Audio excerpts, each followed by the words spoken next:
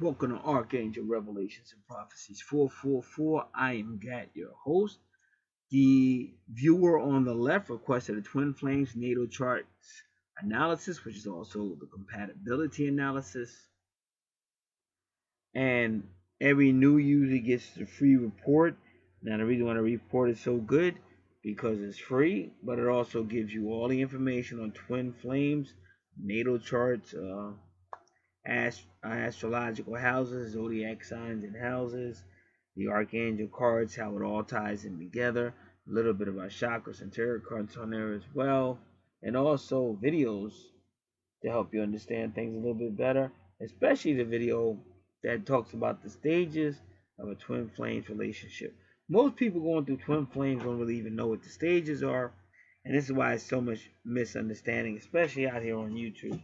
So that video will definitely help you understand what the stages of a twin flames relationship is.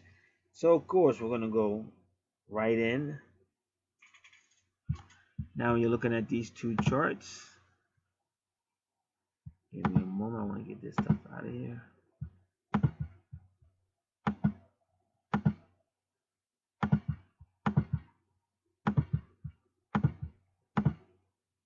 When you're looking at these two charts, immediately you see that the ascendant is going to be Scorpio.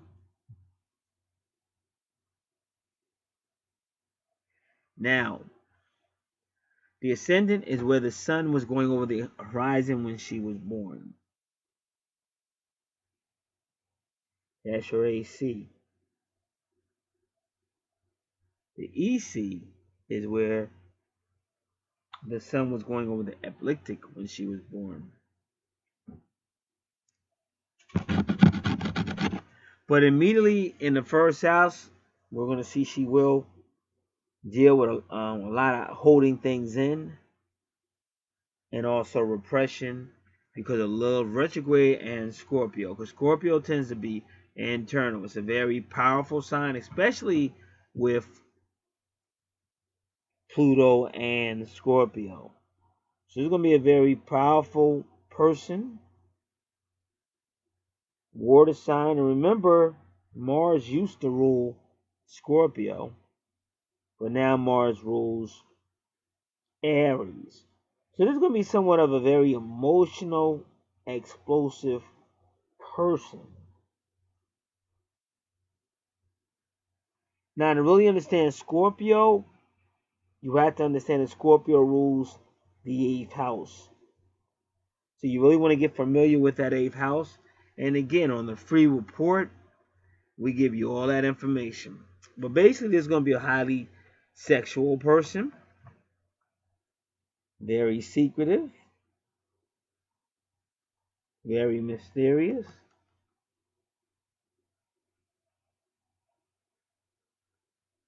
very good with keeping secrets, but also with investigating.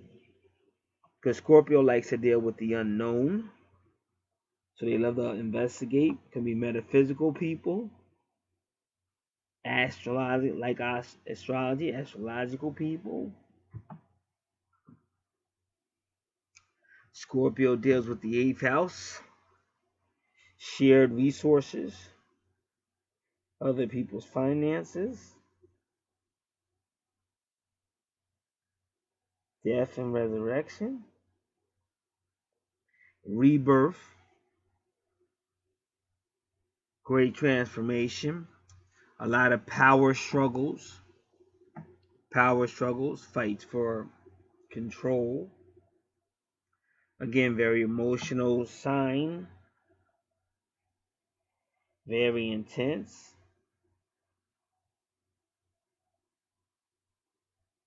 very good with healing.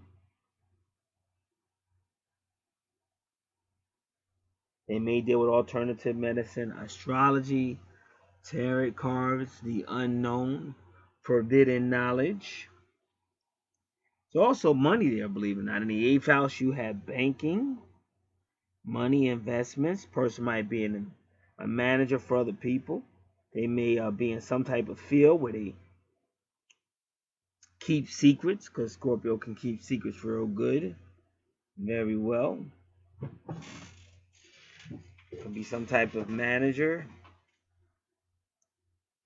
When you see that number at 17, again, 17 is really the number for karma, because both Saturn and Pluto deal with lessons. Saturn deals with lessons in karma. So you want to be mindful of that. Because what your 12th house is all about endings. And that also deals with karma and taking things that are in your subconscious mind or hidden and bringing them out in the 12th house to reckon them. And as you see, you have a Libra there. So that could be legal situations, relationship situations.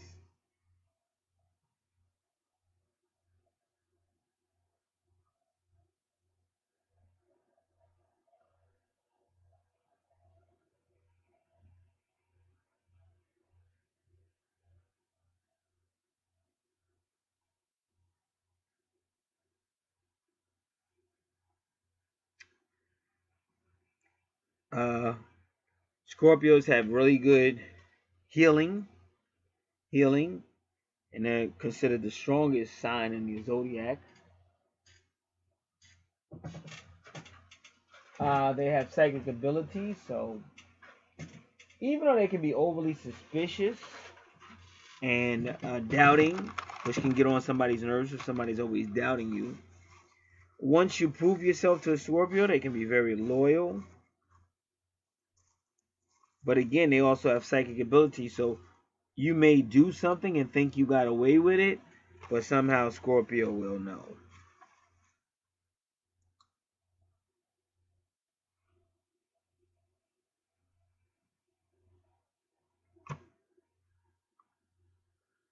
So this is going to be an 8th house person, because Scorpio rules the 8th house and Pluto rules Scorpio. So this is definitely going to be a very 8th house person, everything I've been saying. So when she gets her free report, she may really want to get familiar with that 8th house. It can be a highly sexual house.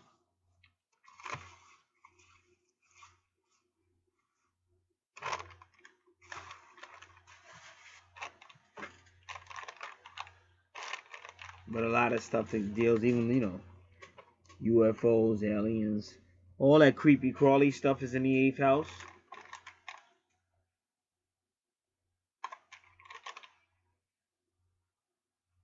And when you see Lilith retrograde again, this is going to be dealing with repression.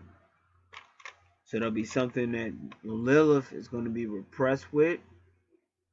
So we have to try to find out what that is in this life so that we can work on that as well. And some people might like that repression. They may feel, it helps them be wise or stronger. And each person has to make their own conclusion in that area.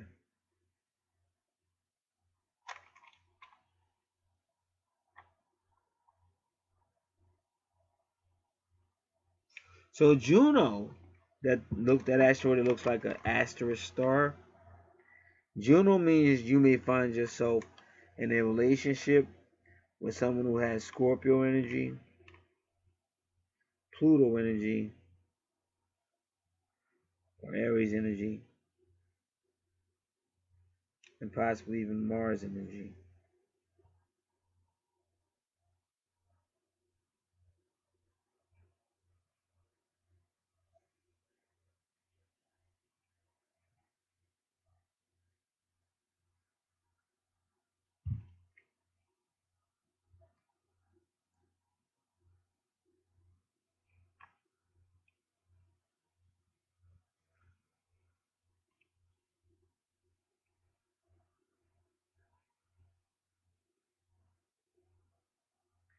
And remember, Scorpio always deals with death and rebirth. So there will always be some type of death-like situation in your life prompting you to some type of rebirth.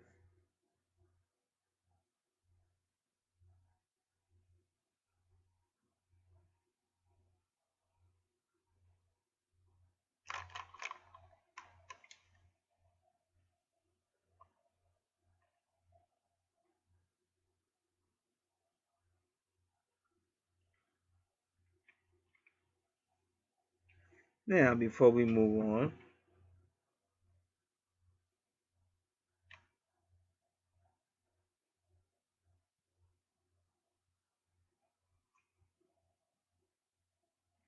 so Lilith may cause a repression to which you don't actually allow yourself to show your first house personality.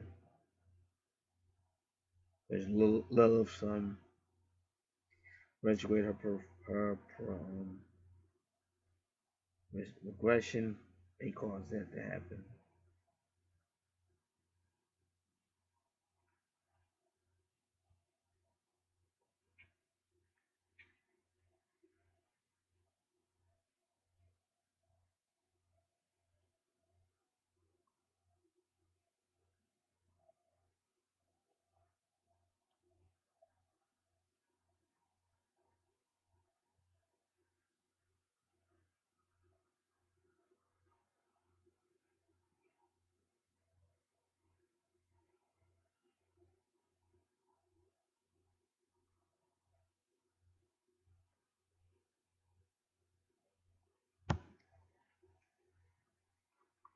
All right. So let's look at Pluto in Scorpio.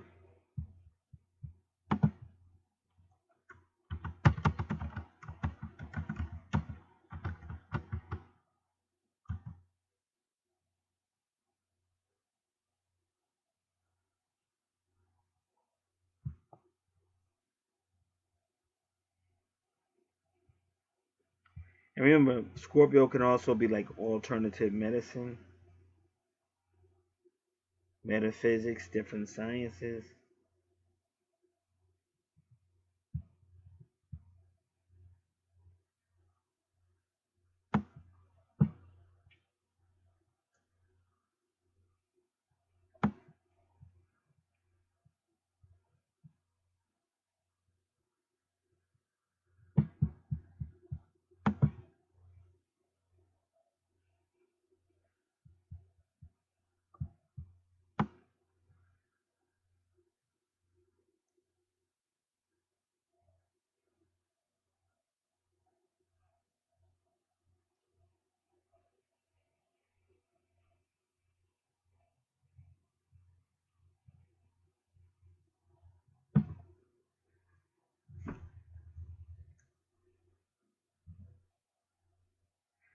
Pluto is strongest in Scorpio and rules Scorpio. This causes great changes and transformation.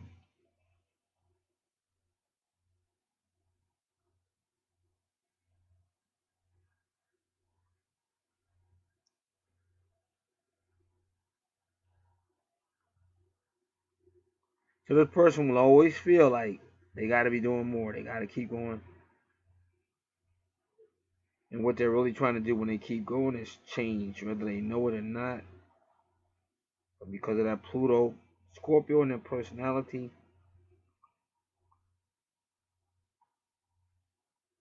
they will really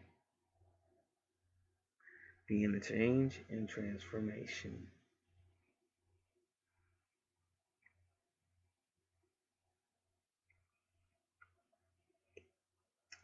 Pluto in Scorpio causes great changes on Earth, such as earthquakes and catastrophes, the burning of the Kuwait oil fields,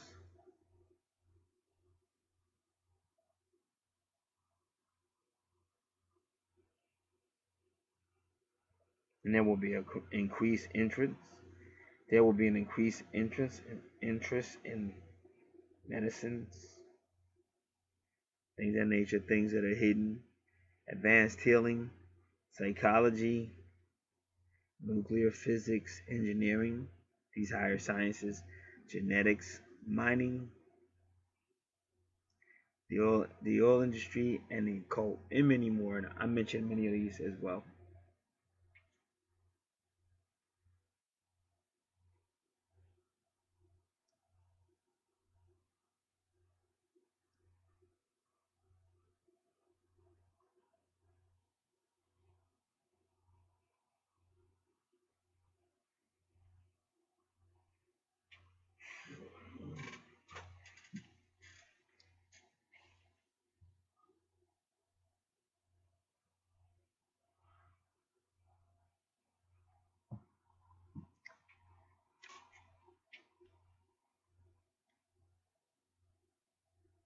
Scorpio likes to uncover things that are hidden.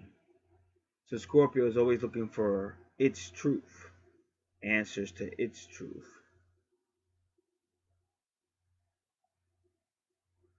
Anybody with Pluto and Scorpio will probably be a powerful healer and a transformatory individual.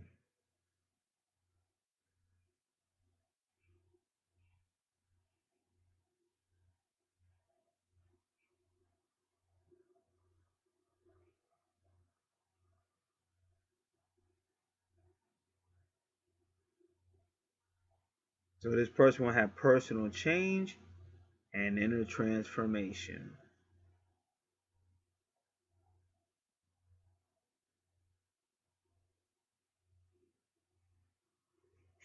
This may be the first generation, this Pluto and Scorpio generation.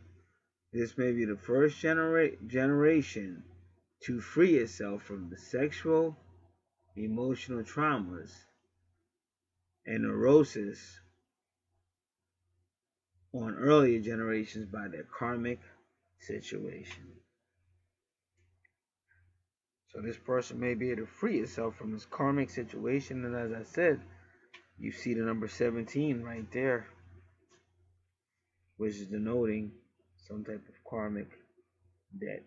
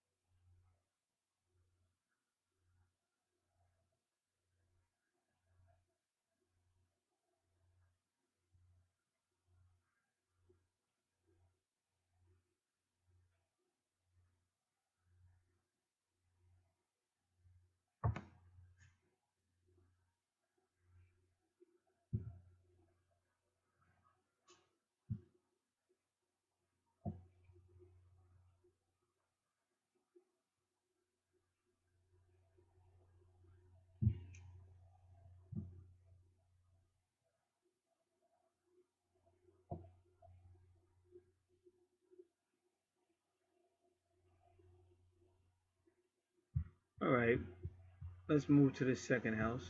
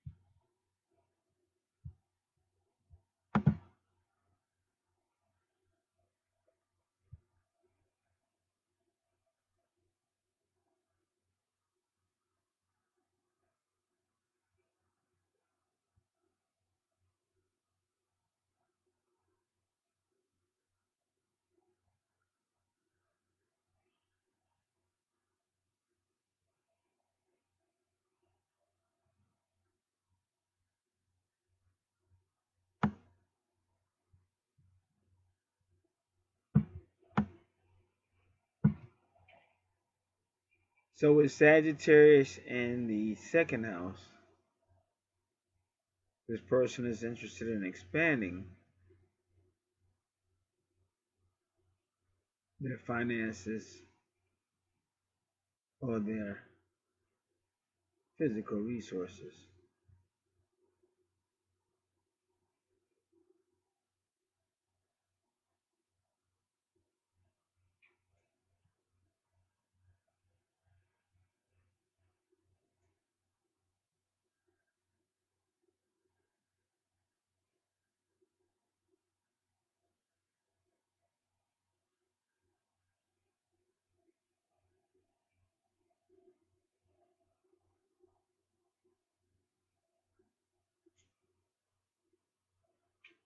So they may have a problem with budgeting their money. They may kind of spend, quote, big, unquote.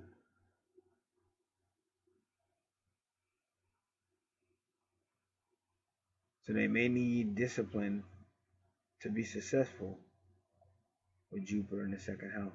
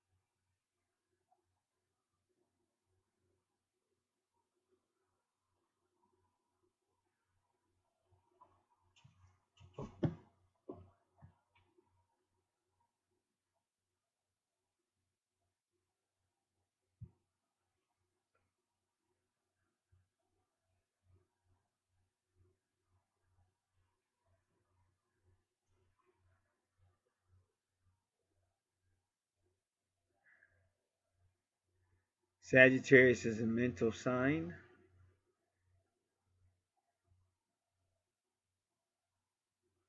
the acquirer of knowledge.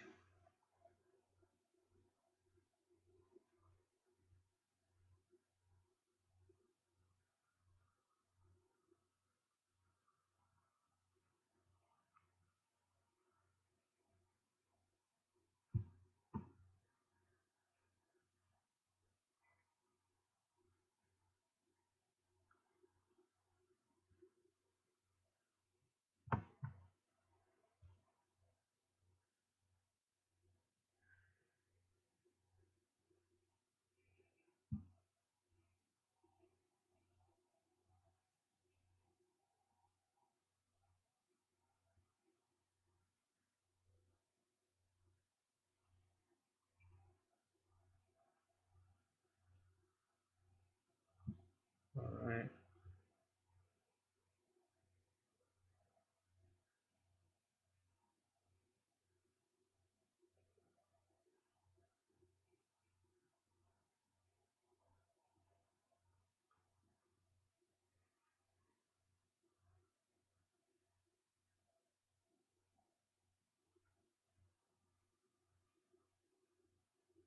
So Sagittarius has got to be careful in the second house of being materialistic.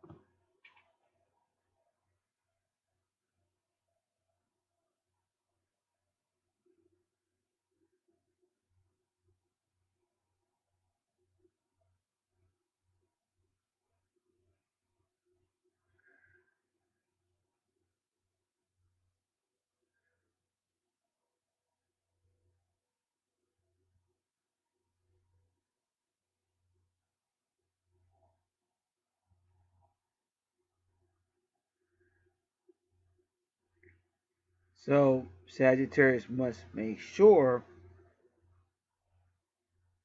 that they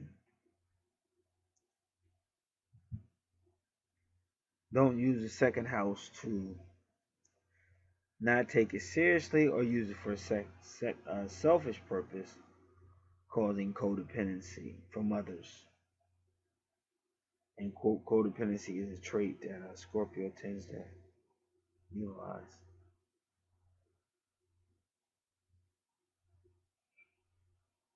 Either manipulation or manipulating someone to be codependent or being codependent themselves.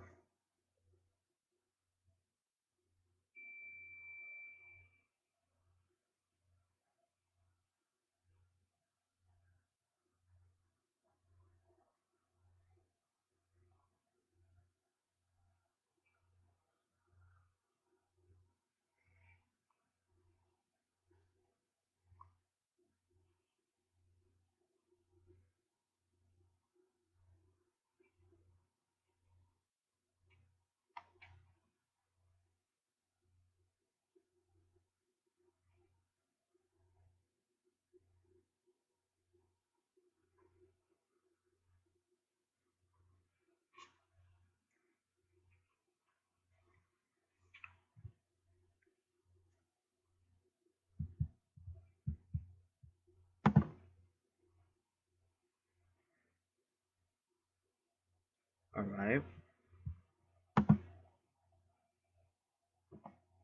Now, having said all that, let's see about Mars and Sagittarius. Now remember, Mars rules that first house, so whatever we said about the first house is also going to be reflected in the second house because of Mars.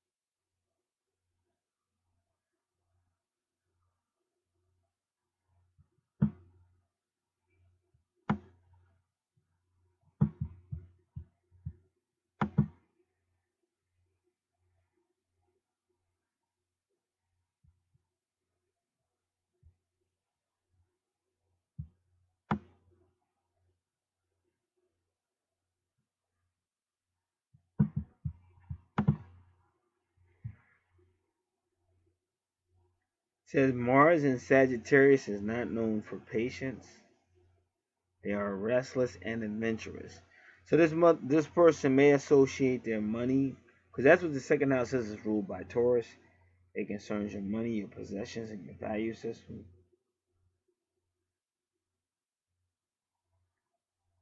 The first house is ruled by Aries, and it is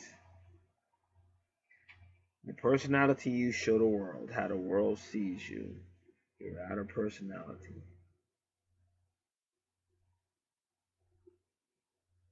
Mars in Sagittarius is restless and adventurous.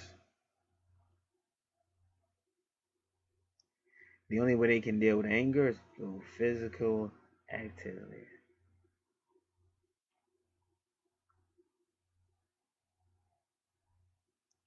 They like to stay busy, and they tend to work on many projects all at once.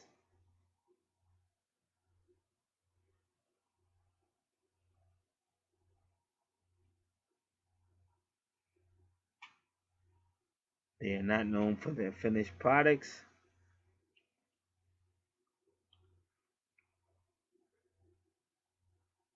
So they get more excited to begin something new than they do to finish something they were already working on. But Mars and Sagittarius loves to take part in family debates, but they can also get carried away there.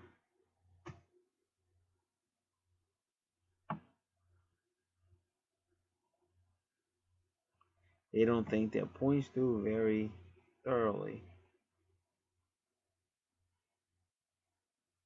And then when you don't agree with them, they may tend to get upset.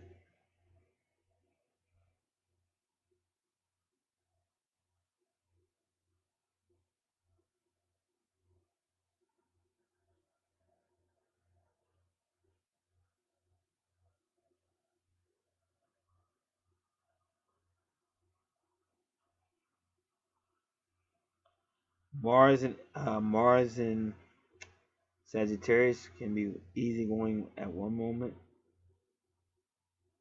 but the next minute they are intensely passionate about some topic or another.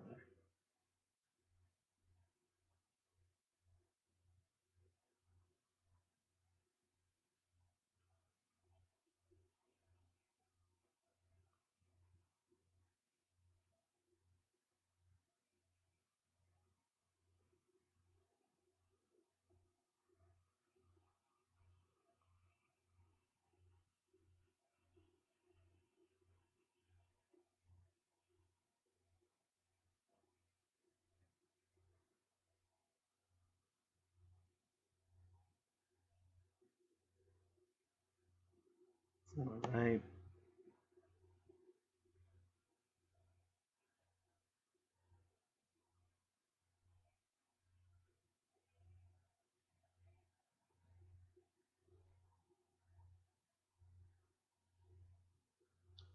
Mars and Sagittarius, people consider themselves warm and caring.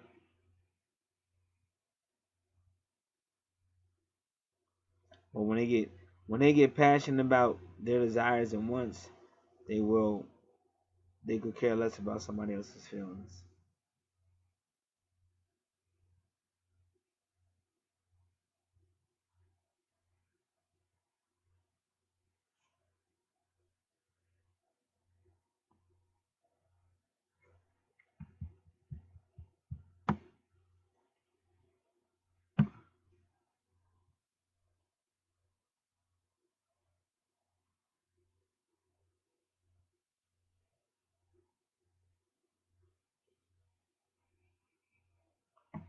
Mars and Sagittarius like wide open spaces.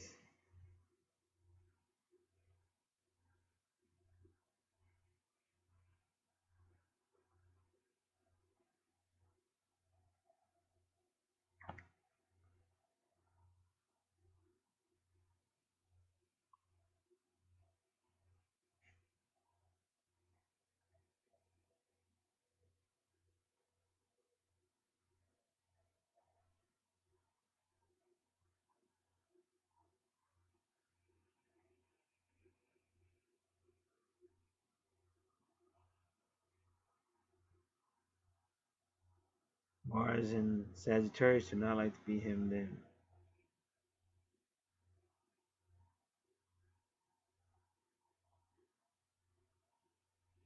If things begin to get dull or too serious, they'll disappear. See, that's where they're like Geminis,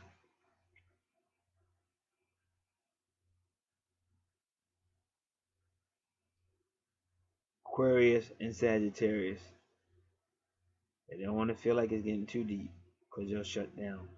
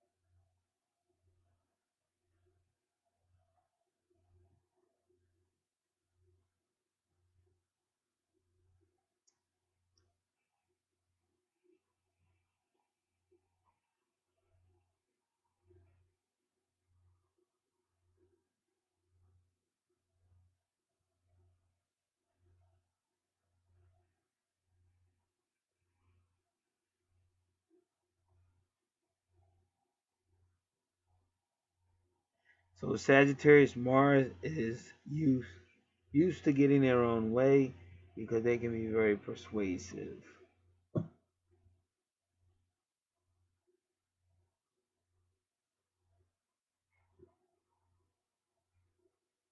When they don't get their way, they get frustrated.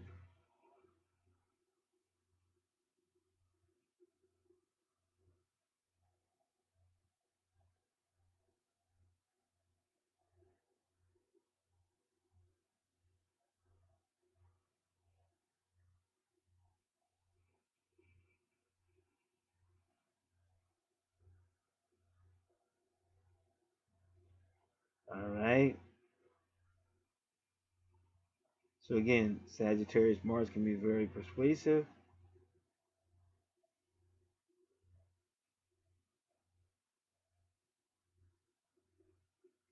They take it very personal when others don't believe the same things they do.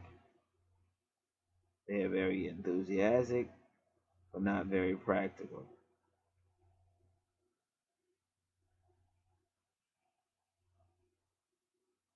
They rather like philosophy because it goes well with their idealism.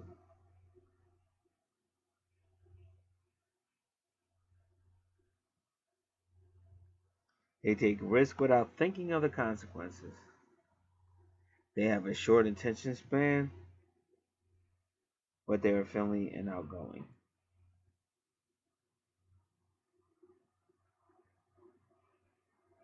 Mars in Sagittarius is restless and doesn't want variety. What they do want, they're restless, and they want variety.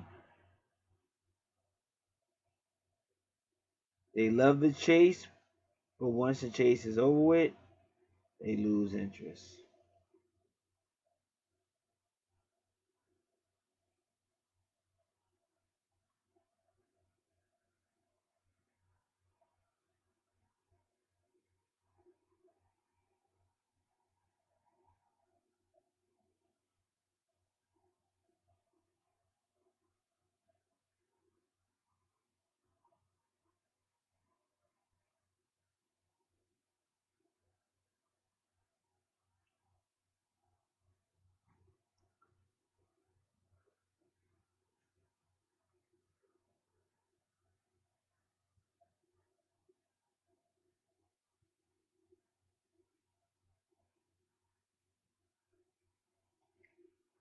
Sagittarius Mars takes risk without thinking of the consequences.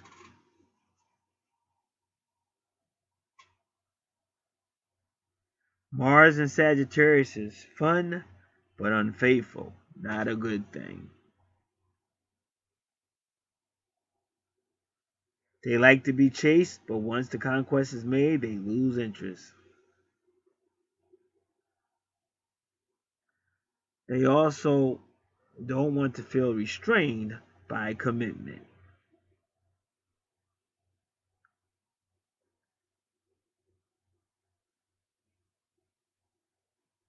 Sagittarius Mars will hang around for someone who can amuse them both intellectually and sexually. Until they find someone like that, they are likely to keep hopping from one bed to another. They are curious and enjoy hearing about or watching the exploits of others. They may be a bit crude. They think it is fun.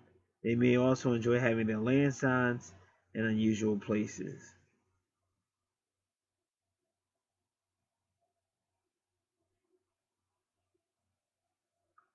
Like most things in their life, their love life is mere sport. Playing hard to get is a good way to lose their interest. Haha. So Sagittarius Mars says you can play hard to get if you want to, but if you play hard to get with me, you ain't gonna get got by me. Games is fine as long as they aren't too cerebral. Like I said, she says keep it simple. That was interesting. Wherever Mars, it could be some intensity, could even be possibly violence. Just depends.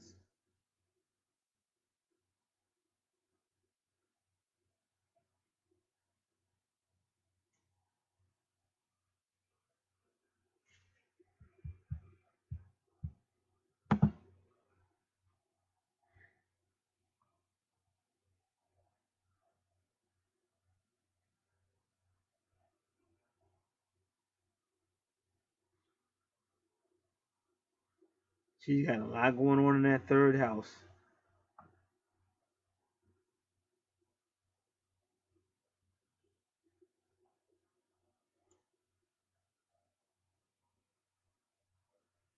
Sun sign Capricorn. Moon sign Leo. But notice how Leo is in the 10th house and Capricorn is in the third house.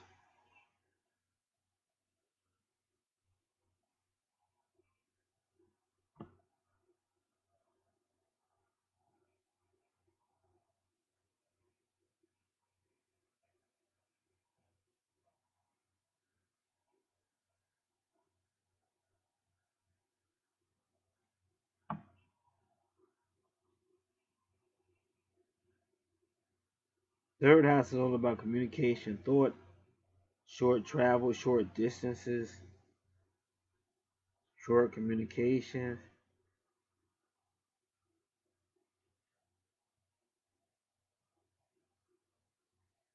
siblings, brothers and sisters, siblings,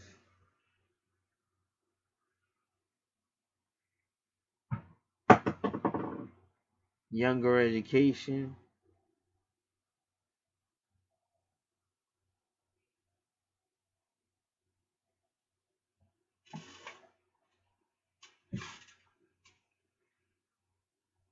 So this person might have found a career in that publishing. This is publishing any type of speaking, but now because Mercury is retrograde, they're going to have trouble being understood. So they're going to have to find a way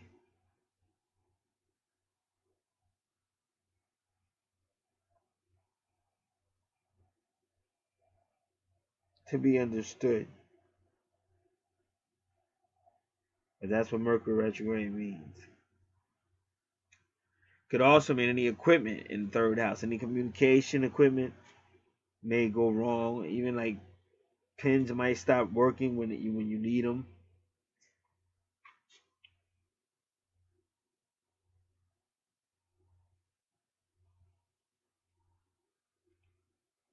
Now, what happens with Neptune and Uranus in Capricorn? What happens is, and Saturn is there too. But what happens is they kind of overthrow the established ways of doing things and set up a new way where Saturn and Uranus are somewhat working together, but they don't get along. Saturn is about standards and authority. Uranus wants to pop up, do what she does, and then she wants to leave. She doesn't want to be held down by a job or the people that go to the job.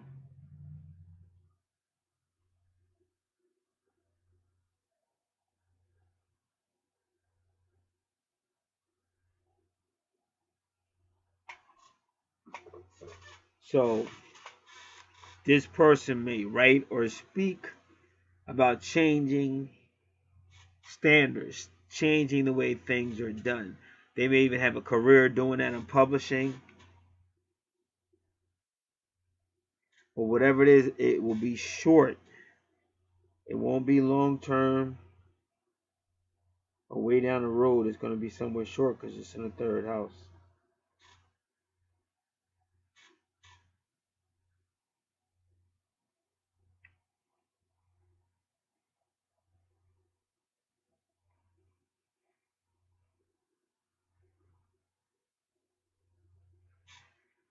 And for some reason in this house, they're also concerned with love. Venus is love, finances, diplomacy, forgiveness, getting out dancing.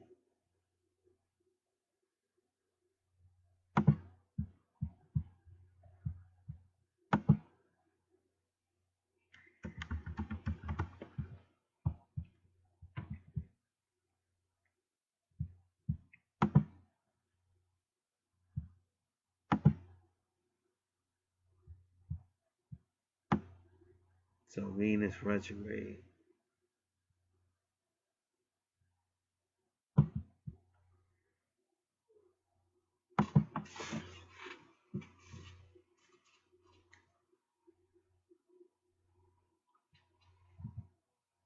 So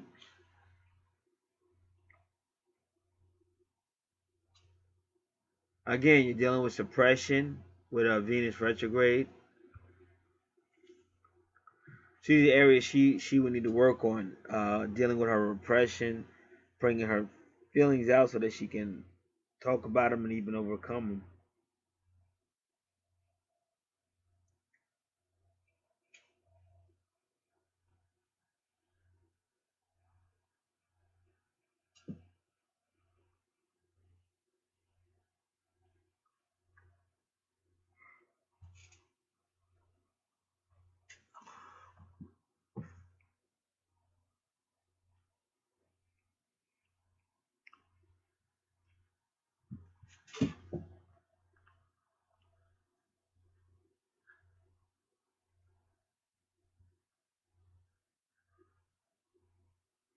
Venus retrograde causes reevaluations, things a person may not have liked or wanted to do, now they want to do it.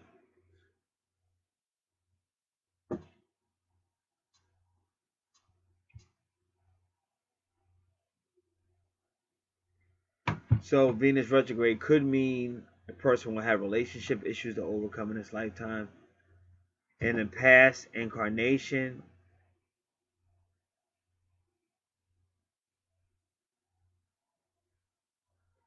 they felt restricted to seek what they really wanted. And there may have been external forces beyond their control that kept them and their lover apart.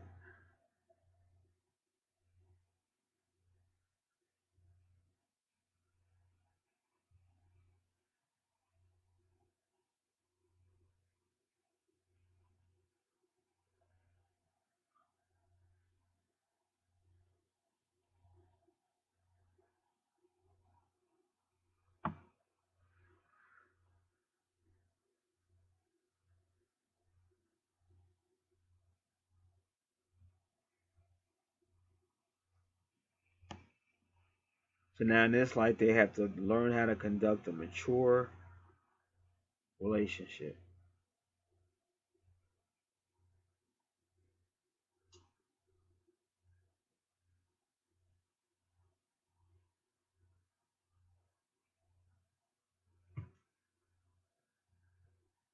They may find it hard in this lifetime to fulfill their dreams.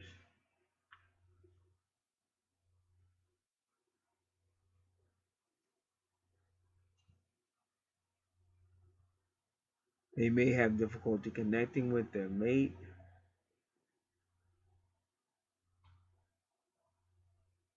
And again, with that Mercury retrograde, that definitely is going to be a strong possibility.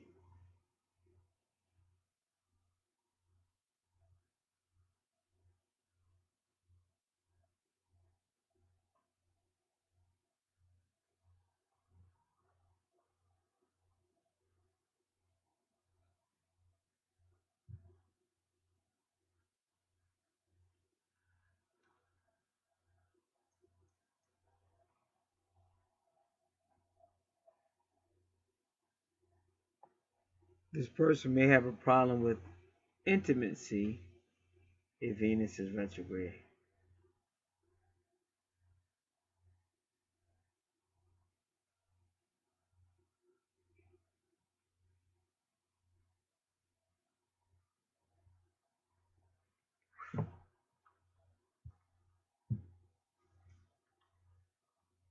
And some of the things we're saying about her emotional situations might even apply to her financial issues.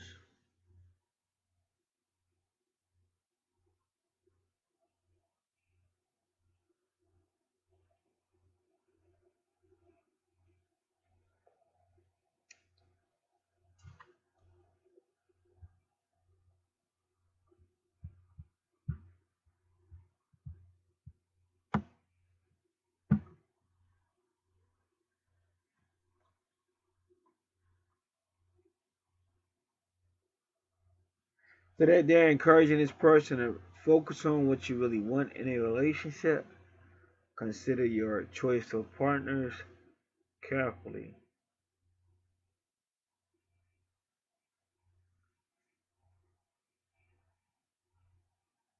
They say that's good advice for everyone, but especially with those with Venus retrograde.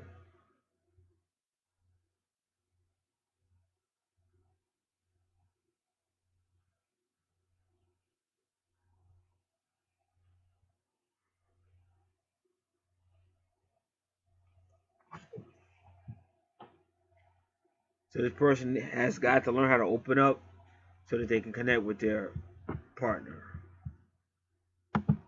And even the third house is the house of communication, so it could really be with anybody. And they call Capricorn an old soul, but this is a sun sign in Capricorn.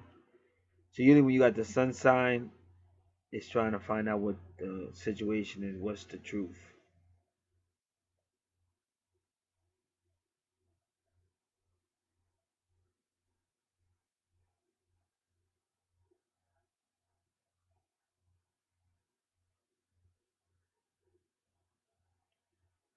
All right.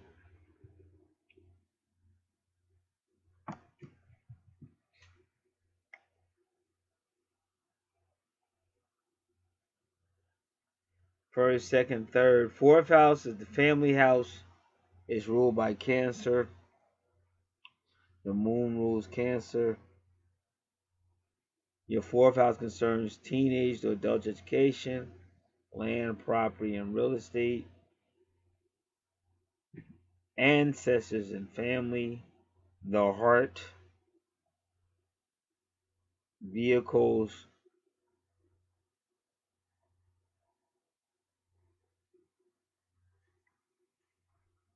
and travel. Now, this is your true north node, which means your purpose in life. And as you see Vesta right there. So what happens with Vesta in the fourth house, because Vesta is all about family when she's in the fourth house. Vesta also works with Juno. Excuse me, Vesta also works with Virgo. And Virgo is a type of Mother Mary, the Virgin, or Isis.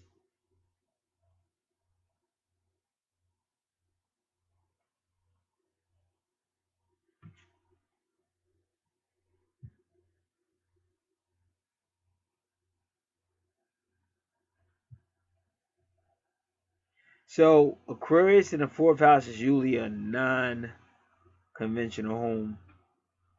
This could be a home or family wherever this person ends up at. And remember, Aquarius rules the 11th house. And in the 11th house is Virgo, which is the home. So like I said, this person really opens up what she calls family or home to, could be foreigners or just friends, association, and groups. And that is her true north node. And that's really what Vesta wants her to do. Vesta wants this person to be spiritual, not to worry so much about what's going on in the physical world. And Vesta is the priestess.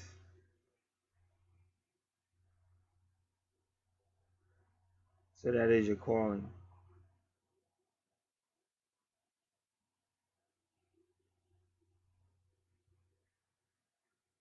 Because that's your true north node. That horseshoe is your true north node.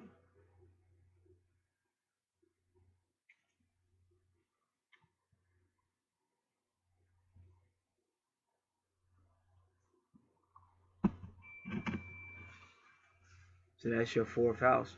Fifth house, whenever Pisces is in the fifth house, this is the house of fun and childlike ways and romance. But Pisces tends to sacrifice too much. And when Pisces is in the fifth house, she puts somebody on pedestal. So what happens is when that person falls, then Pisces is all disillusioned. But it's not really the other person's fault. It's because Pisces in the fifth house is going to take the person she's in some type of whatever, dating or relationship, and she's going to put this person on the pedestal. And no human can live up to those standards. So you see in her 12th house, relationships, because she's probably had relationship issues in the past, and now in this life, they're trying to get her to reckon with that. What's causing your relationship issues? So if you hear me, I'm giving you the answers. So you just gotta make sure you're taking notes and take it seriously, because you'll get great help and great advice on how to address the situation and overcome it.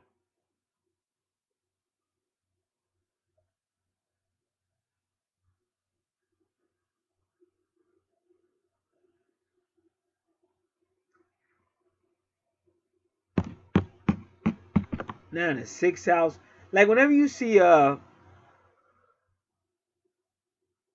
Aries in the sixth house, see, because this could be homeland security, could be some type of military, but the sixth house is also about service and healing, young children, young animals.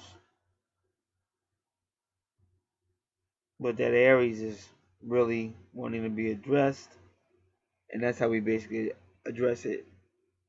This might be a person who's not afraid to use force to protect their homeland.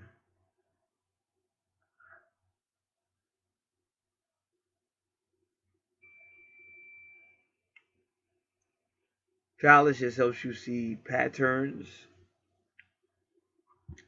So we'll look at part of fortune, that circle with the X, and that's also called good fortune.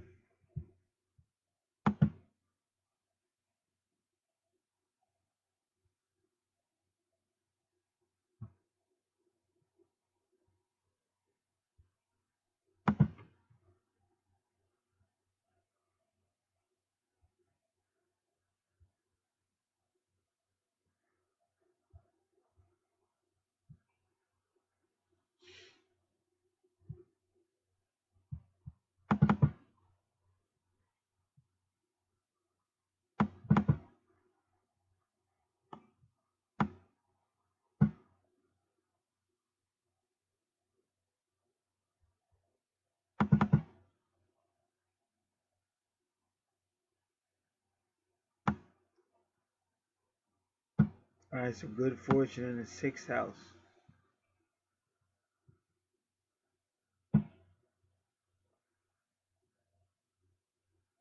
So this person was born just prior to a full moon. So with all this Sagittarius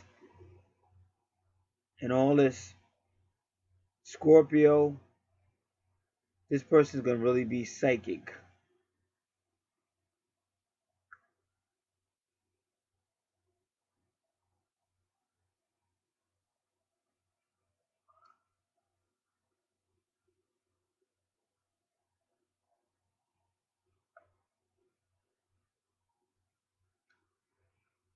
So they're saying a person with good fortune in the 6th house, they'll always want to be into some form of service or helping others.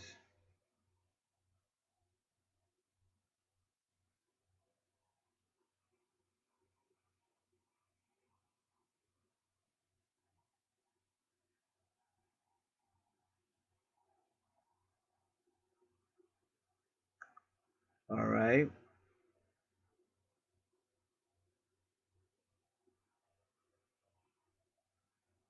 Anybody with part of fortune in the 6th house can serve people who are confined to hospitals or prisons.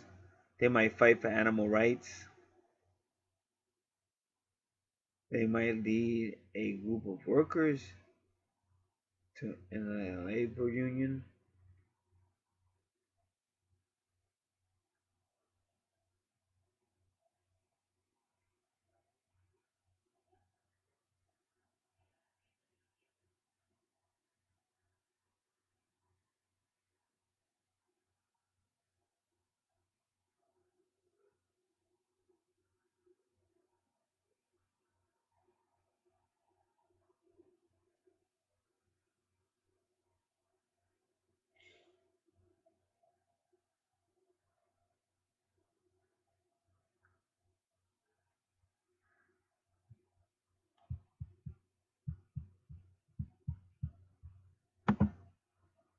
All right. Now, the other asteroid is Pallas. Pallas just helps you see patterns. But if Pallas is retrograde, then it deals with social issues, women's social issues, children, anything, poverty. But for me, whenever I see Pallas, I say that anyway. Whether it's the direct or not, I always say. Because remember, the 6th house is about healing and helping, and you have small children and small animals. So this person may be interested in those things. 7th house is Taurus. But remember, Taurus rules the 2nd house. So it can still be connected to travel. Because Sagittarius can be travel long distance.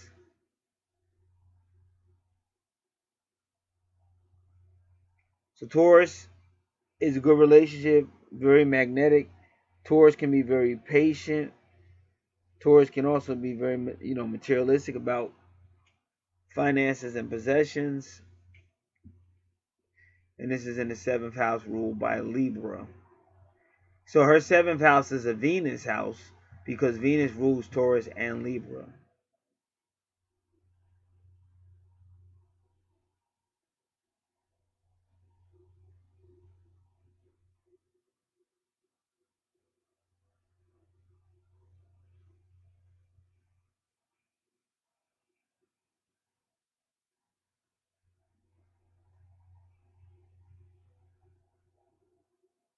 Eighth house is Gemini,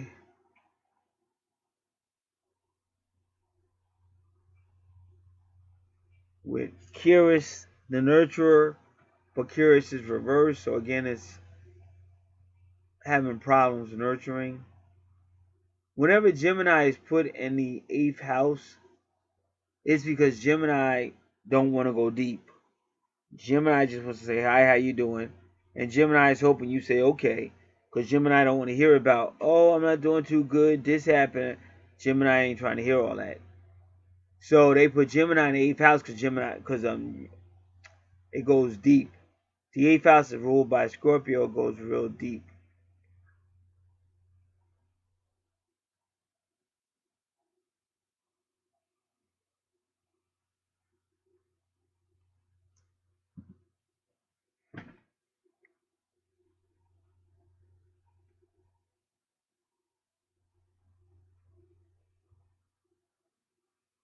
So again, for most people, the eighth house will still be short, whatever.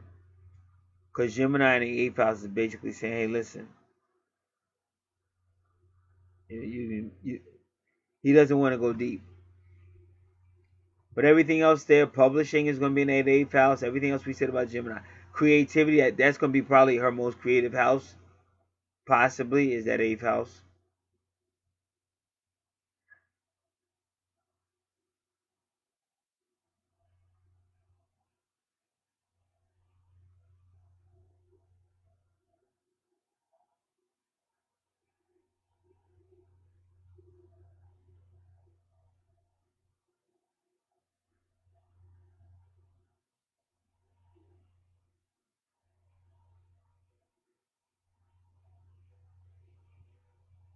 All right.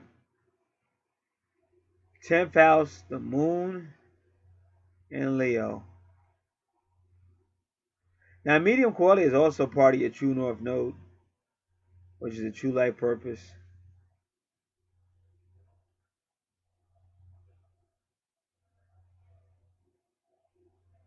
So you have a lot of Capricorn energy on your chart. And again, that could be because you're an old soul, because Capricorn, definitely when it's a moon in Capricorn, it is an old soul. And in this case, it is kind of like moon in the 10th house that is ruled by Capricorn, but it's moon in Leo.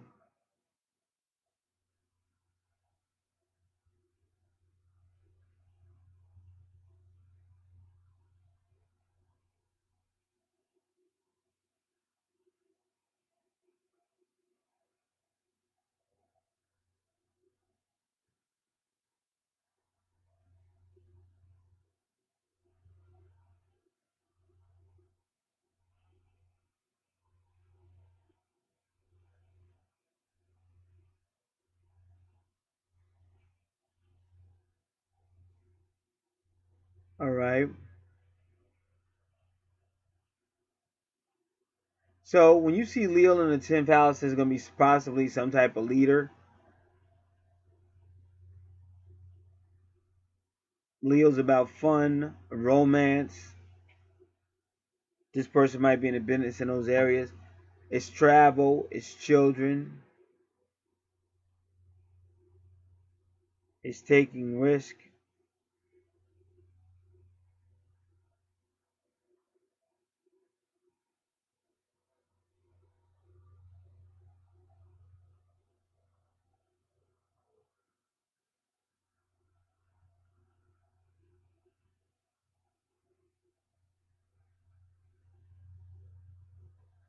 So I'm seeing what else could be with Leo.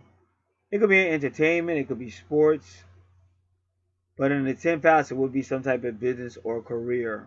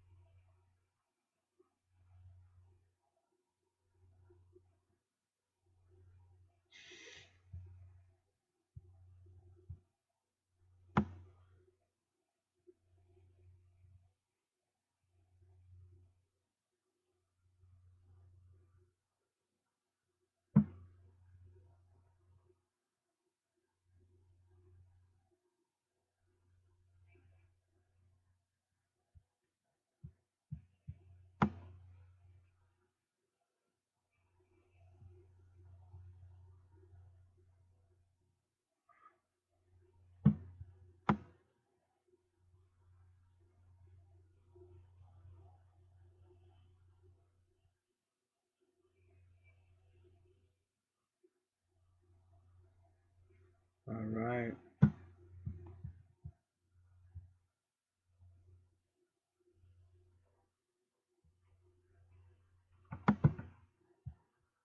Just give me a moment.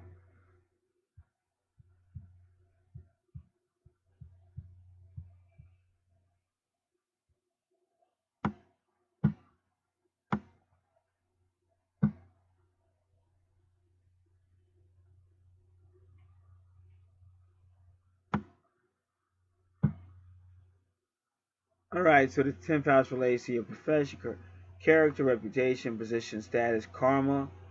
And why is it karma? Because Saturn rules Capricorn, so that Saturn is going to be karma, ambition. And like I said, when you have a lot of Capricorn or Saturn energy in your chart, this is karma.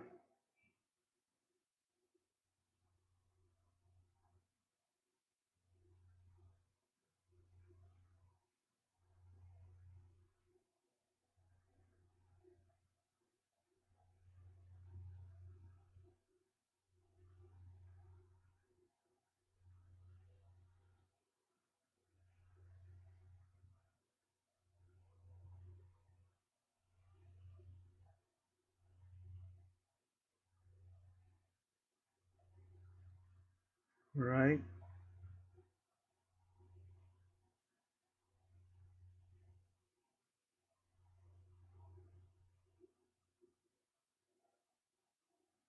So this person, because of the moon in the 10th house, they're really going to worry about or think about what the society thinks about them.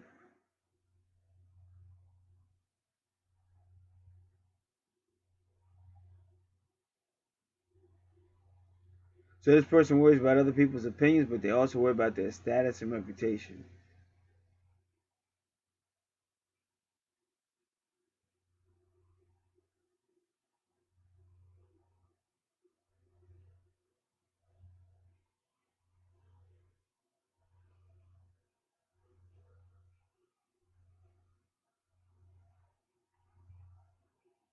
So this person will seek to achieve something in life.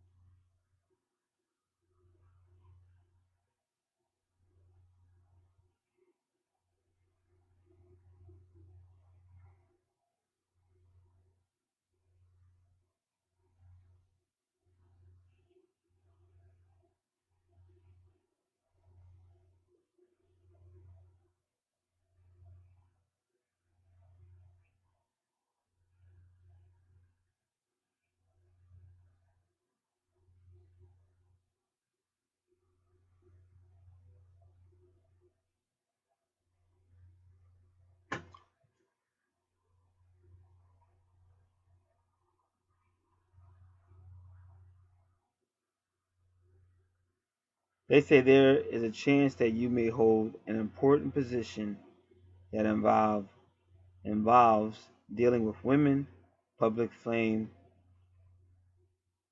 or change.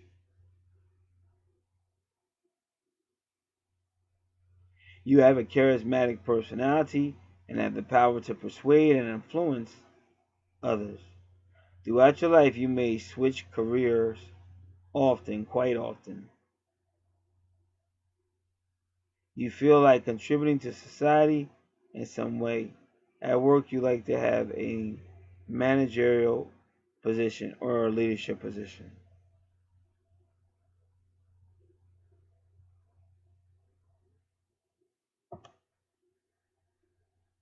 It becomes difficult for you to express your individuality and use talent to the fullest.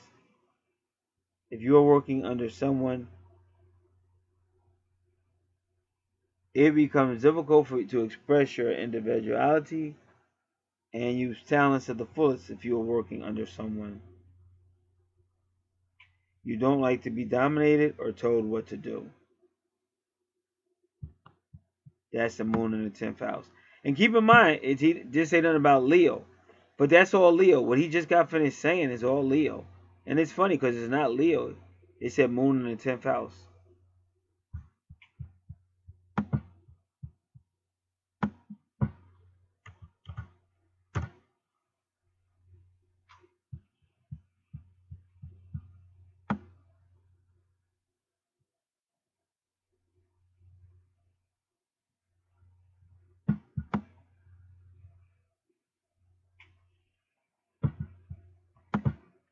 Now this is moon in Leo.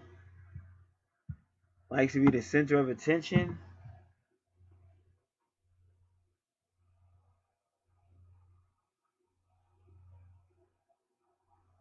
Have great comic timing.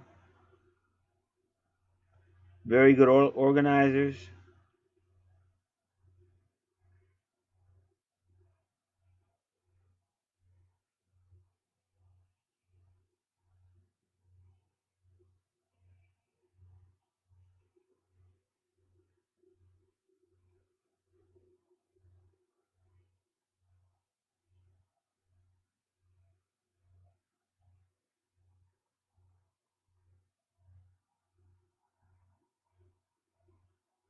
Leo moon needs a lot of love to do well in the world. They can be very dramatic if they feel slighted, and they are prone to sulking.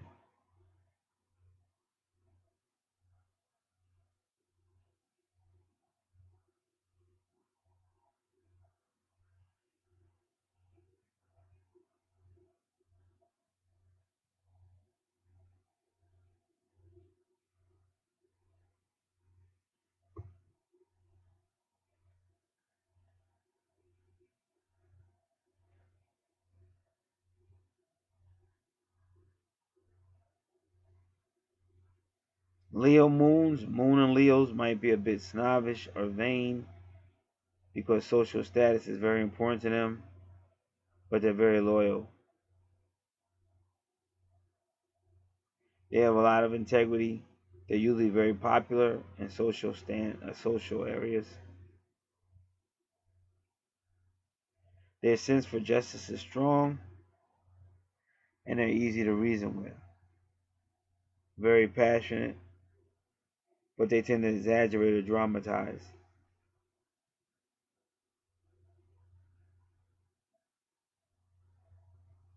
They said they may get so caught up in a moment or a situation that they may do or say things that they don't remember later on. They can be generous to a fault, and again, you have to be careful because you never want to exhaust yourself building somebody or something else up. Has to be balanced.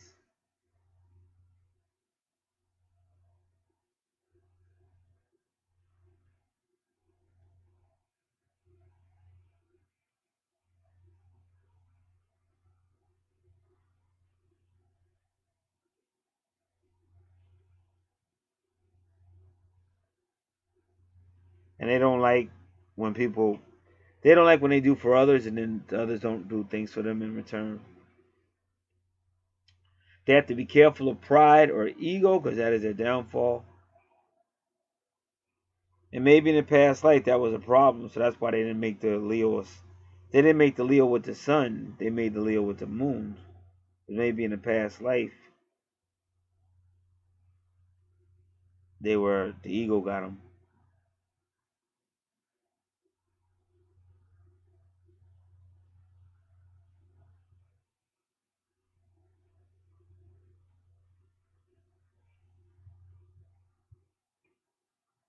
They can also be stubborn.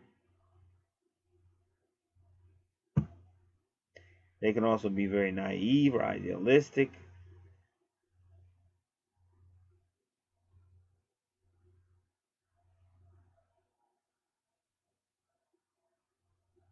They are very protective of those who they care about and themselves. Sometimes they can be jealous and possessive.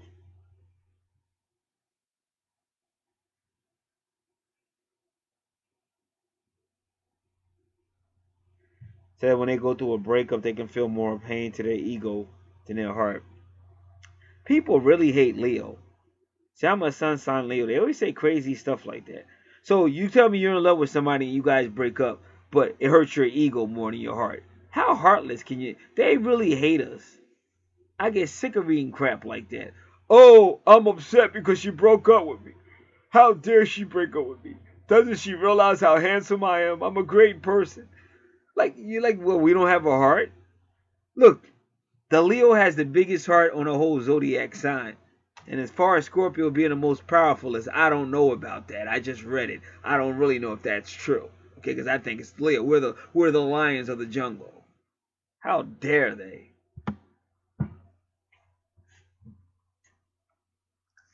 A Leo can be very creative because he does rule the most creative. One of the most creative houses is the fifth house, ruled by Leo.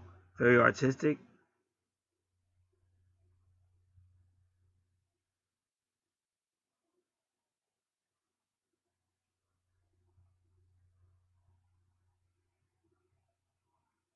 See, a Leo moon is not a big risk taker unless they know they'll come out on top. That also is not true because Leo rules the fifth house. The fifth house is all about taking risk. That's your Atlantic City, your casinos, the gambling. So I don't know why Leo moon would be any different. When you're dealing with the moon, you're just dealing with the feminine. You're dealing more with internal. So Leo moon in the 10th house will probably feel and think a lot more in the 10th house, but it's still going to be a lion. It's still going to be a Leo. Leos don't like to fail in front of others. Now, I know that's true. Don't be trying to embarrass me. Those born under the moon sign Leo don't take advice well, but they're happy to give it. Oh, so now we're hypocrites. They have a lot in common with the cat. Yes, we do.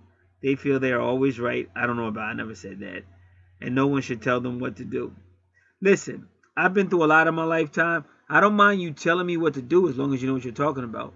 But see, I came up through religious cults.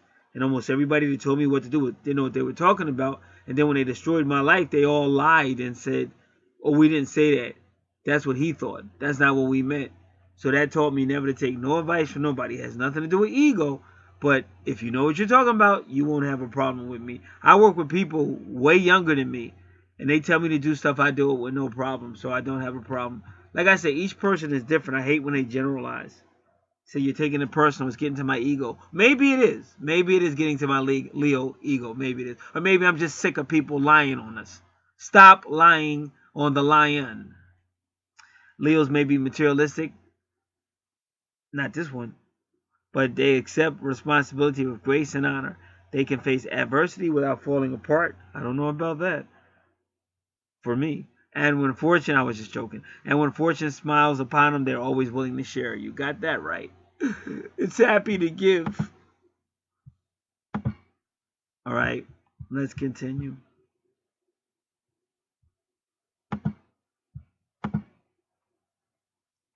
11th house again.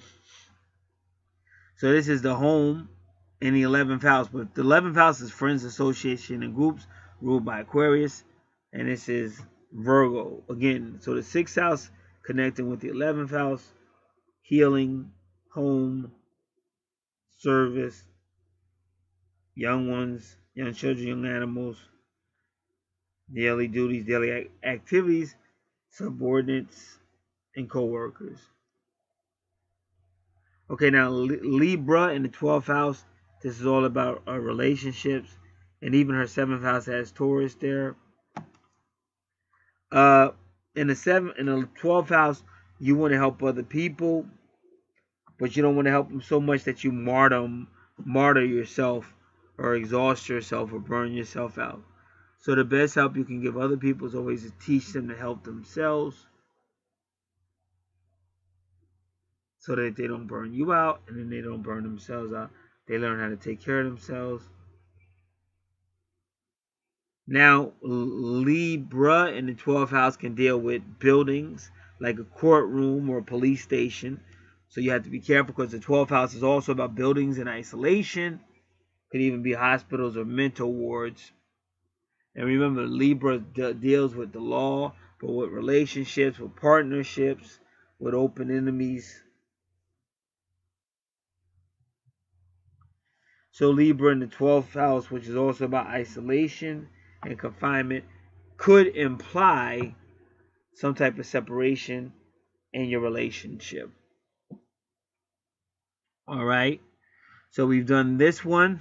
Now, when we go over to the chart on the right, we'll read that as well. And I've noticed already the chart on the right has a nice amount of retrogrades in that area there. Yep, but right there with Capricorn. So once again, we have Capricorn issues. So we'll talk about that as well.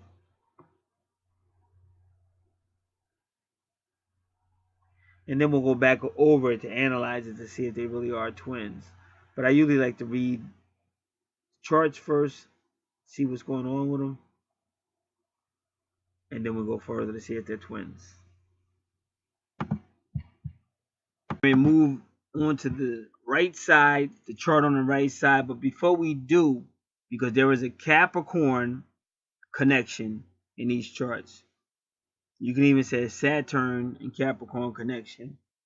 So you are dealing with some type of karmic relationship. And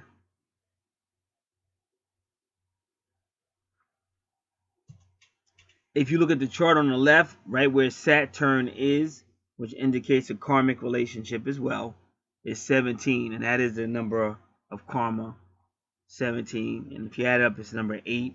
And the 8th house also deals with a lot of karma, and that's Scorpio. And you can see the ascendant is Scorpio at 8 degrees. So you're definitely dealing with past soul relationship and karma. So these people have lived before, and this is some type of karmic relationship. Now somebody asks, what's a karmic relationship? It's somebody you were with in a past life, and you've carried things over in this life that you would still need to deal with.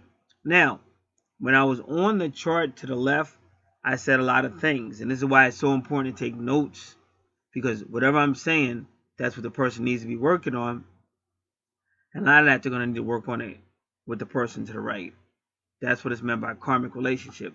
See, what has happened is when people in third dimension now, because third dimensional has changed so much, because before the world was not run by materialistic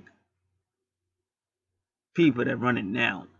So when these people begin to take over the world, they overthrew everything. Just overthrew everything. Began changing history. Began rewriting history. Taking people's holy books and destroying their holy places.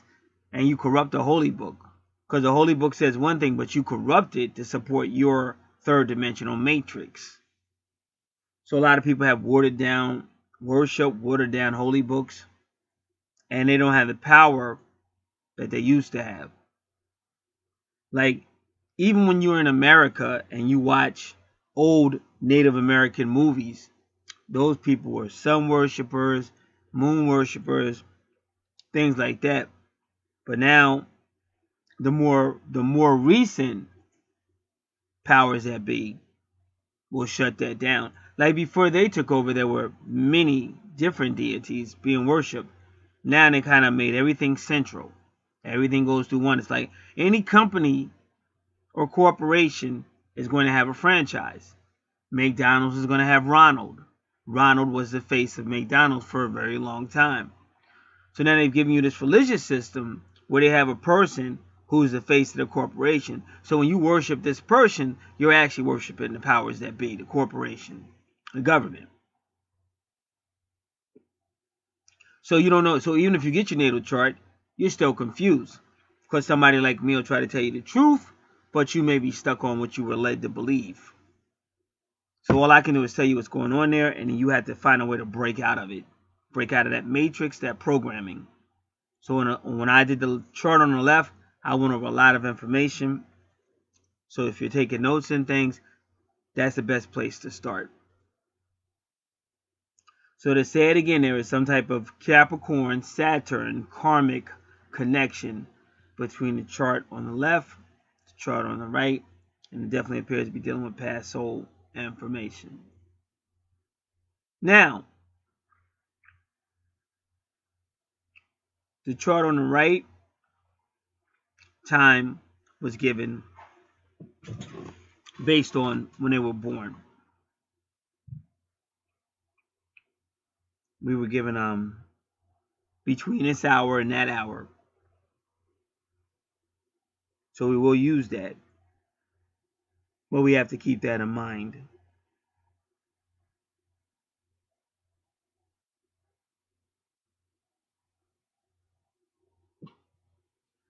So now, based on that information, the person on the right, ascendant, is a Libra with Lilith retrograde. So they too,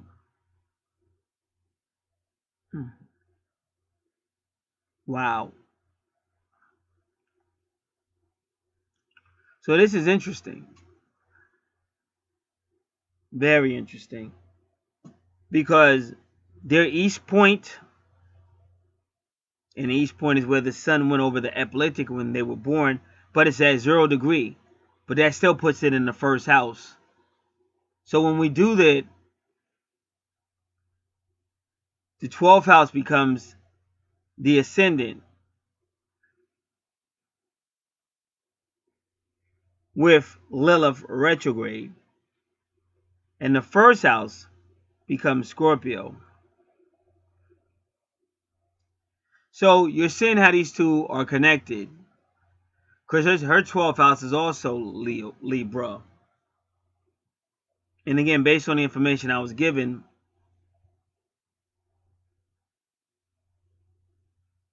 so again, you can see how both these people have Libra unfinished business. Because your 12th house is the house of ending. And really, your 12th house does a lot with karma and the past life. Your 12th house is digging deep to pull out the things in the subconscious so you can get closure or even to improve on situations.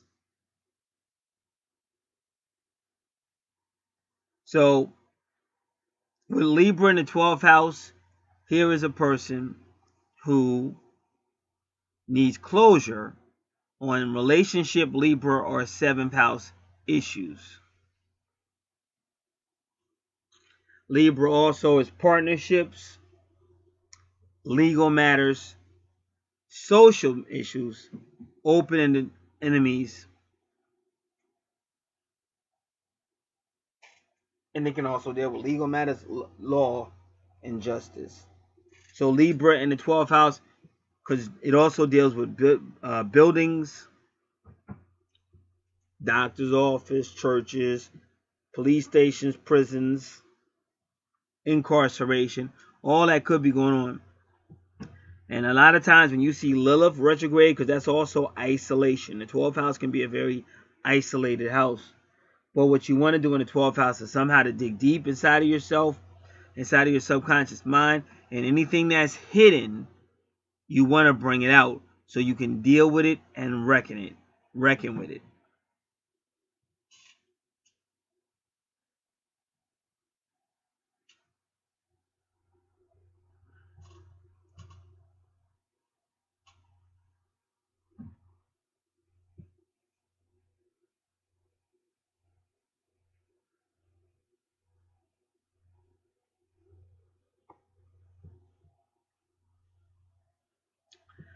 And even Libra, even if Libra was not in the 12th house, Libra still can deal with repression, because Libra tends to see the world as the way things should be, harmony. But the world is generally not harmony. The world is not idealistic. The world is realistic. And what happens with a Libra, once a Libra sees that what they wanted to be one way is not that way, they tend to withdraw. They don't necessarily say, hey, let's talk about it. Let's work it out. Let's come to some type of compromise. Because you would think that's what Libra would do.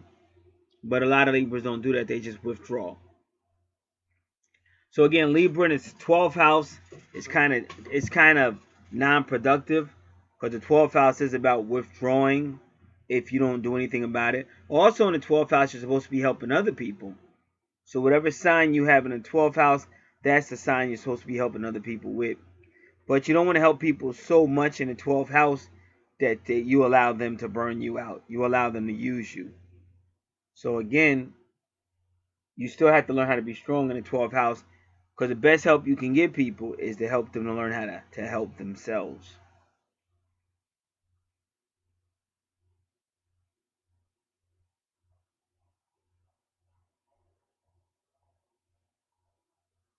So that is his 12th house, is the ascendant.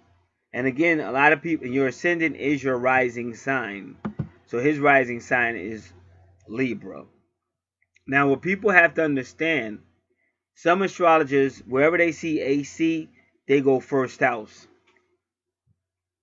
But it's really your ascendant in your 12th house. It's not your first house. The first house is Scorpio, where the EP is. The first house started at 0 degrees, and that's Scorpio. Now, astrology does work off energy. Really, everything is energy.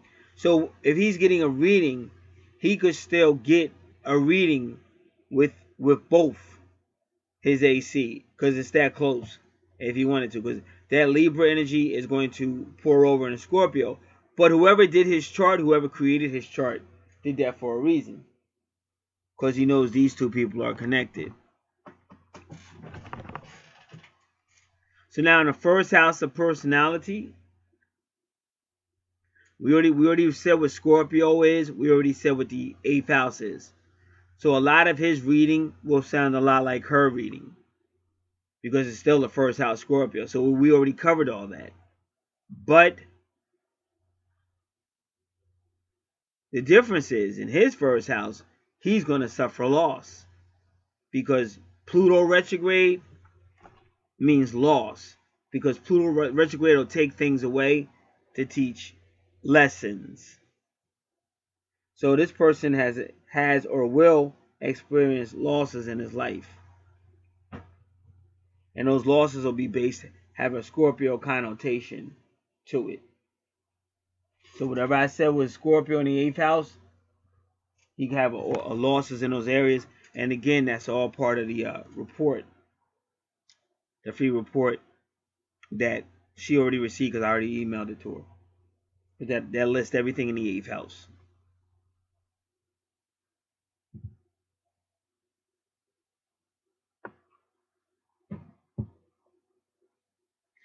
But again, first house, very powerful. Just like I said, her first house, very powerful, but it will have losses. And these losses can be very powerful. They can also pop out of nowhere, because that's what Pluto does. It's like when you go to work one morning thinking everything's going to be fine, and all of a sudden your supervisor breaks out in a rage and fires you. And that almost happened to me this week. I just didn't get fired, but he actually went nuts on me. He did kick me out of the office, but I didn't get fired yet anyway. That's all Pluto retrograde. So once again, we're going to look at part of fortune, good fortune.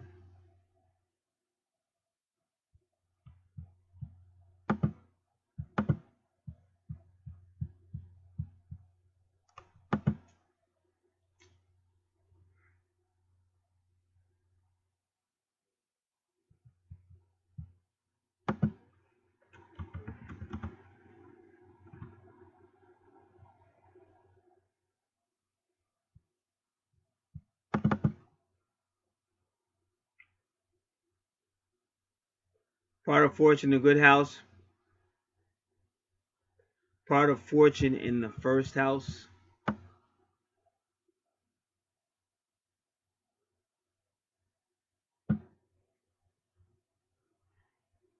So they're saying this person was born just after a new moon.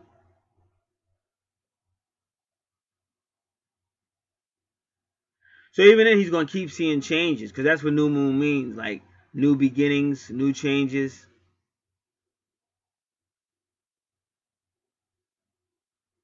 But if he places his achievements where they will be seen, because your first house is about the public, your public reputation, how people perceive you publicly, he'll have great success if he puts his achievements out in the public. This person will have charm and human magnetism of a Scorpio nature. Now, we can easily see now, we'll see if this person was born, according to the information I was given, we'll see if this person was born just after a new moon. So just give me a moment.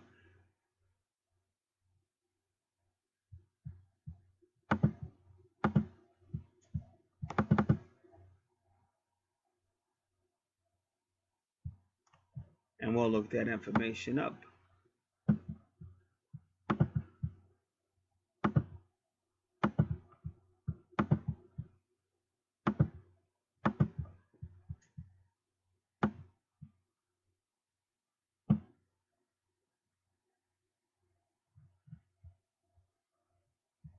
Bear with me, please be patient.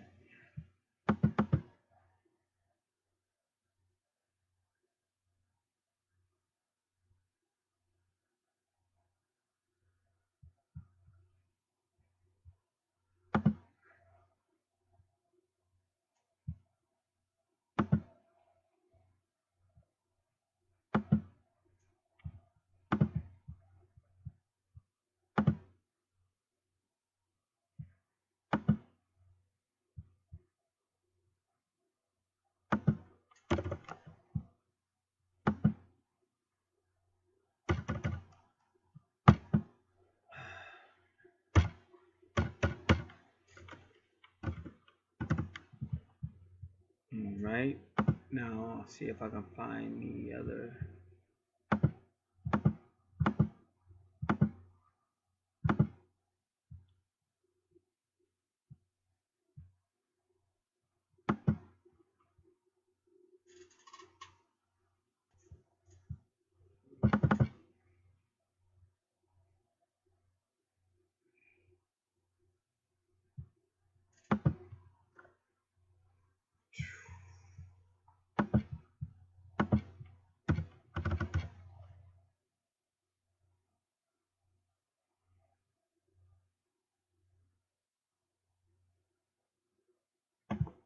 All right.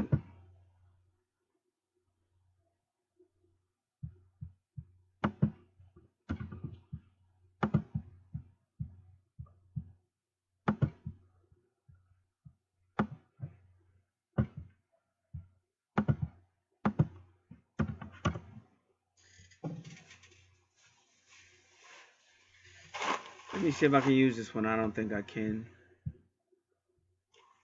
Give me a moment.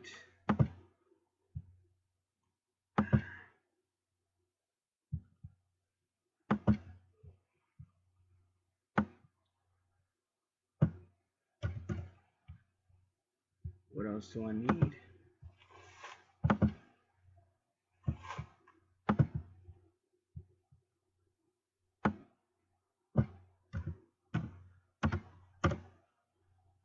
Okay, we're here. Now I'm going to look up his date.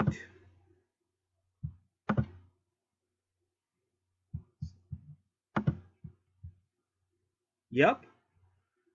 So now this is how you know the time chosen. This is how you know the time chosen was correct. Because the person said around 3 p.m. to 6 p.m. So I use intuition, and I give all credit to spirit. And I actually chose, something just told me to choose the angel number, which is 4:44 p.m. Now, on the chart, his birthday, which I can't show y'all, is right after new moon. Just like they said, good fortune in the first house Good fortune is part of fortune. It's the same thing. This person was born shortly after new moon, and that's exactly what it is. So I want to thank Spirit for the assistance, as well as my greatness and ingenuity. So I give myself a pat on the back, yay, and a hand clap. Who needs humility when you're always right? That's a quote from the great one. That would be moi. Okay, I'm joking around. You gotta have a sense of humor. You go crazy. All right. So now what I want to do is save this.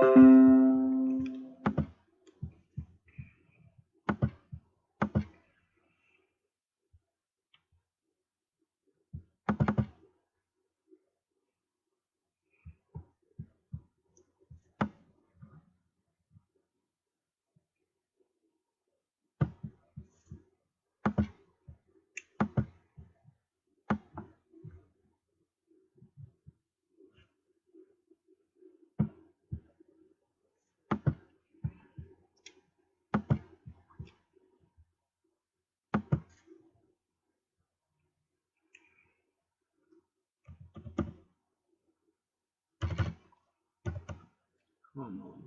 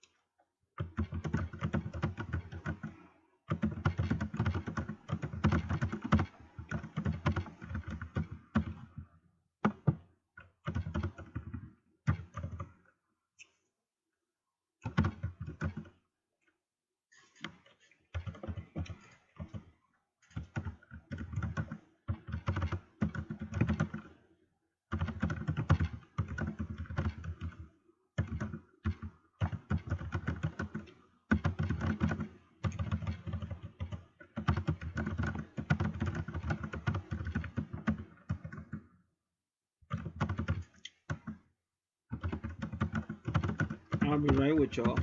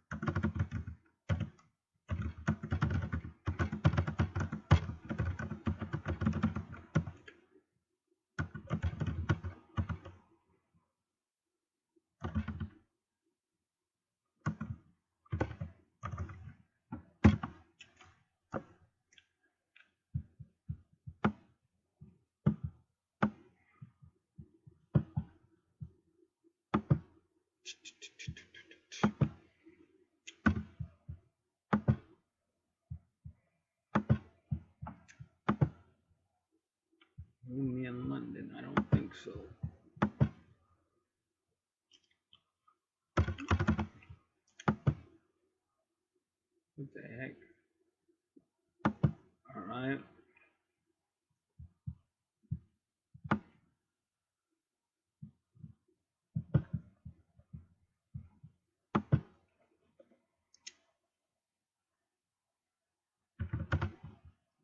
Alrighty, now we can continue to move forward with confidence.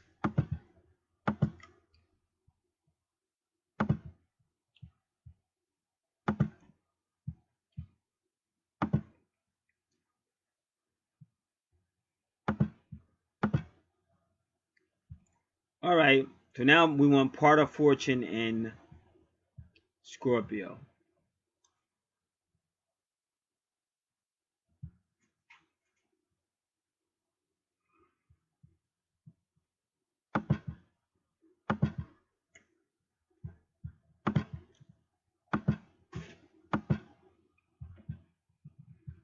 And remember, part of fortune is good fortune.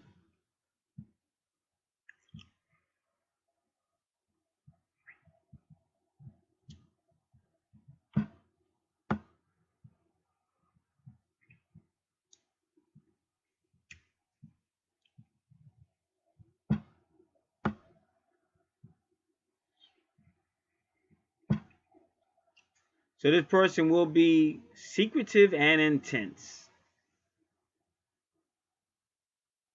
No plan or plot is too complex to use in his pursuit of his goals, or or his agenda, or her agenda. Very secretive, very intense, and is all about plotting and planning. But unfortunately, that may lead to that explosive Pluto loss of things. Now, the second house is Sagittarius.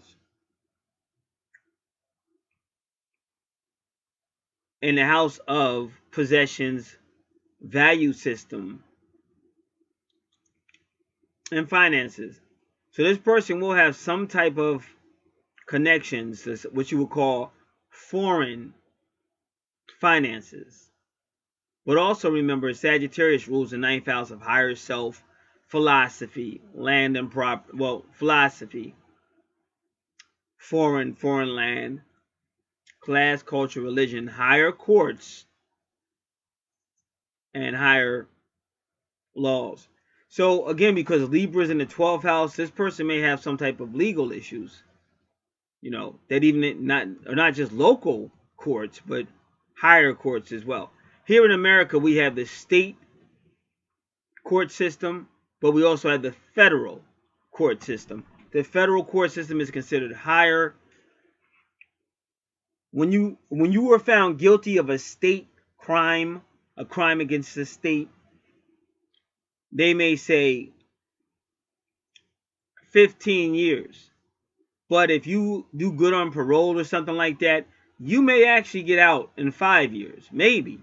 It just depends on if you do good on parole or whatever.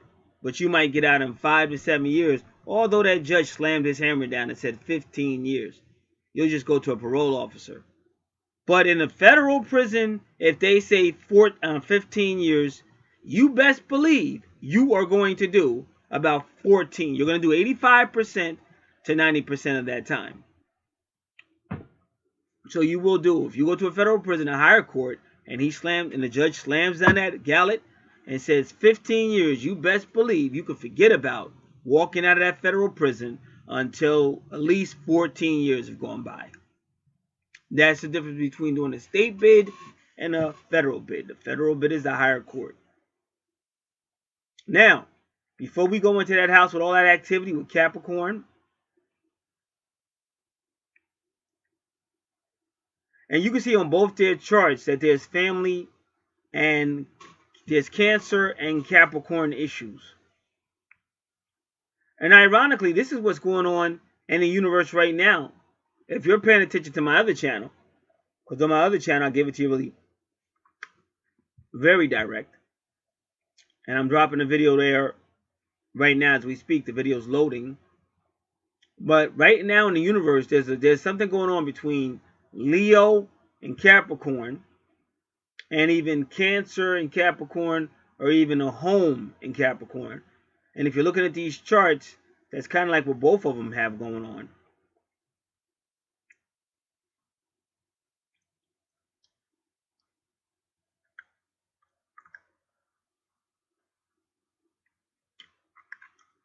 So in his 11th house is Virgo. In the 11th house. The 11th house is ruled by Aquarius and deals with friends, association, and groups. So this gentleman's family, if you look at his 4th house, is the family house. He didn't have a traditional family. Aquarius in the 4th house is when you take friends, associations, groups, and they become like a family to you. So in both his 4th house and 11th house, you see the home, friends, association, and groups. So again, his family would have been some type of friends, association, and groups. It was not necessarily what we would call a traditional family. Because whenever you see Aquarius, Aquarius is ruled by Uranus, and Uranus is considered the oddball of the zodiac. The one that doesn't go with the norm or the conventional. In fact, Uranus opposes Saturn. Saturn wants to control everything. So when you look in her 3rd house, what she has going on over there, it's going to be hard for people to understand her because of Mercury retrograde. I know I already said this. We're going to repeat it. She will find some type of love in that 3rd house. Or is that even in the 3rd house? Oh, I take it back. That love that she's finding in her 4th house, which is also her true north node, is him. So that's the first indication that these two are twin flames. The other indication is their houses look similar, like Scorpio and Pluto together, and the 3rd house looks similar. But whenever you have Neptune with Uranus going against Saturn or Capricorn, this is like when communist Russia was overthrown. So what they did, they break the wall down. They broke down the Saturnian Capricornian wall of government ruling everything. Stay out. They broke that wall down and brought into the ideal of capitalism. That's Neptune, brings ideas. And it takes the idea and makes it into a reality. And that's what they did. They broke down the wall in communism. And next thing you know, communists are talking about McDonald's and stuff like that. Now, it's kind of funny I keep talking about McDonald's, but maybe I'm hungry. But that's what happened with communism, her 3rd house. Because they broke down the walls of Saturn and Capricorn, and they brought in ideas from Neptune, but they broke it down through the power of Uranus. And that's what she has going on in her 3rd house. But only when she speaks about it, that's her communication house. Unfortunately, it's hard for her to be understood because Mercury is retrograde. Therefore, she has to find a way to speak without people thinking she's saying something else, or even people becoming offended when she wasn't even trying to offend everyone. And as you see, she has this going on in her and Leo in her job, where she's dealing with some type of leadership. And they already said she doesn't like to be told what to do. And it's also in her family with Cancer in the 6-9, which we already talked about that. And that's her vertex cross. And as you see, you know these are twin flames because that's his vertex cross is also in Cancer. It's obviously these two are twin flames. As soon as you start seeing that true north node, just like in his Aquarius in the family, and then a vertex in the family again. So they got some type of family, but I'm telling you, this is probably a soul family connection. Like probably a lot of their family are people that they were family with or close to in the previous life. And they're talking about friends, association, and groups for both of them.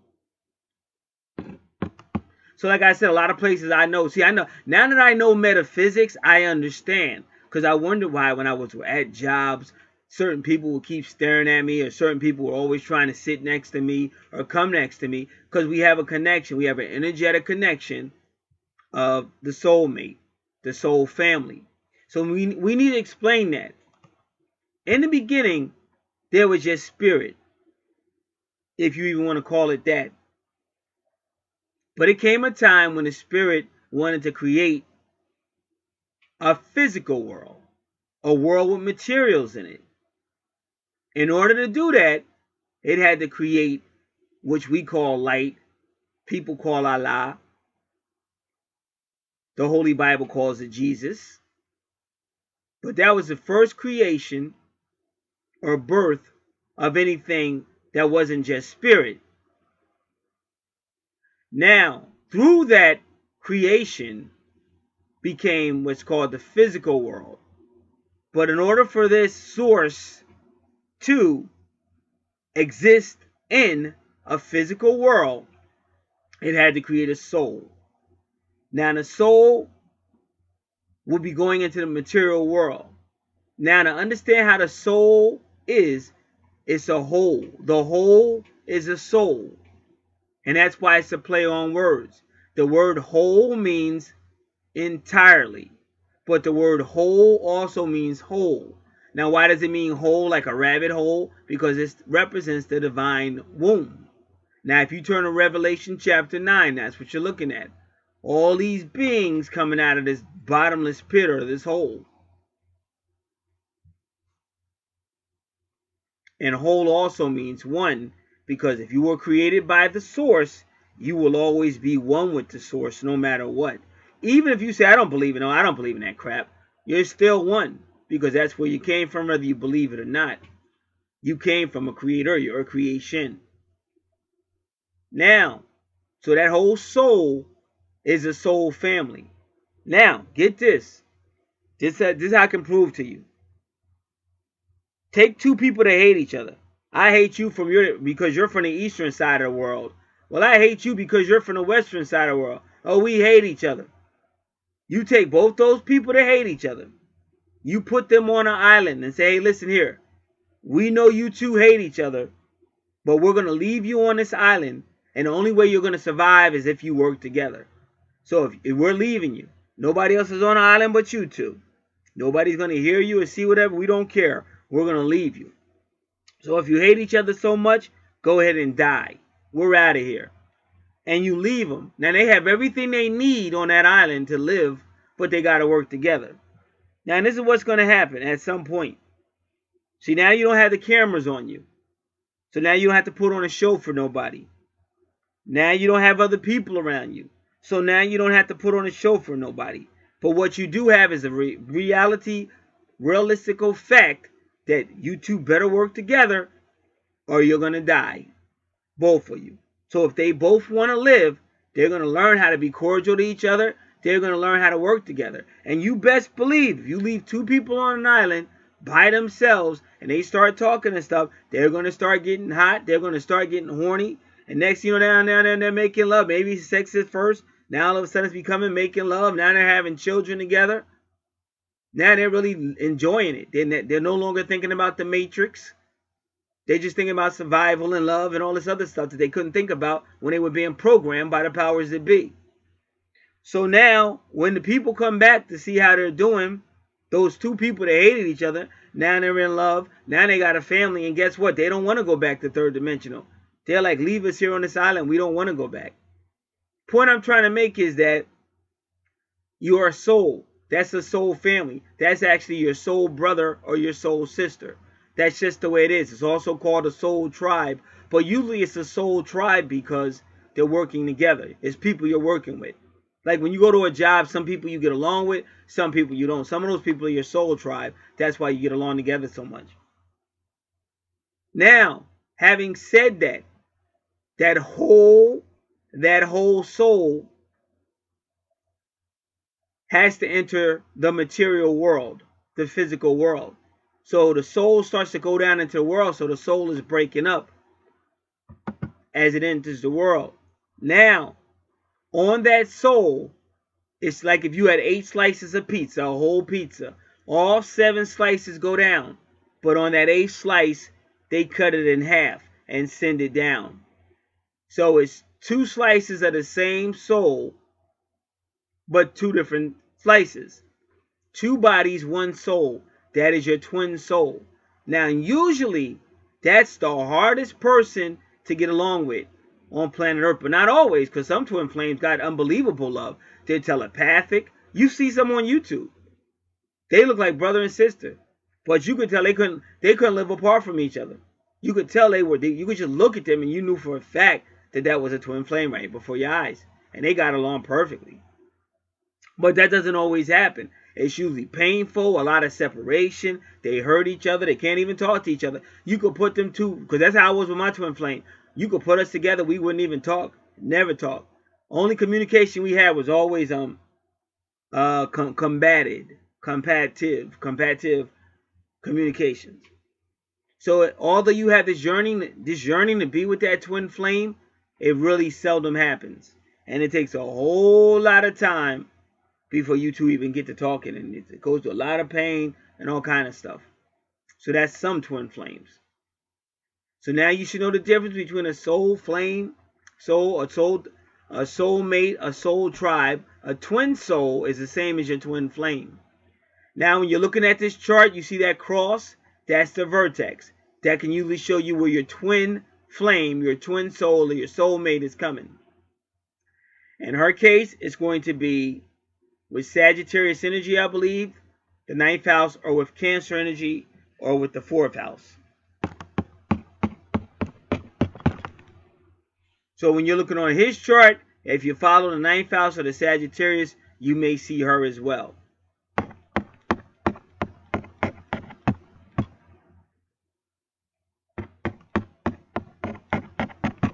And you do.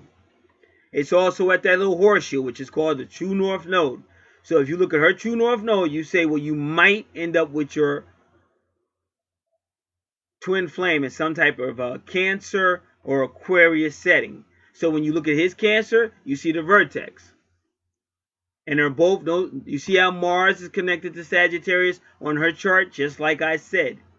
So it's going to be very intense, and they may not always get along because of this Scorpio Mars stuff going on. But you also want to follow Aquarius in the 4th house. And then Aquarius rules the 11th house. And then you got Virgo in the home. And both of their charts look alike. Because both of them have Pisces in the 6th house, which is ruled by Virgo.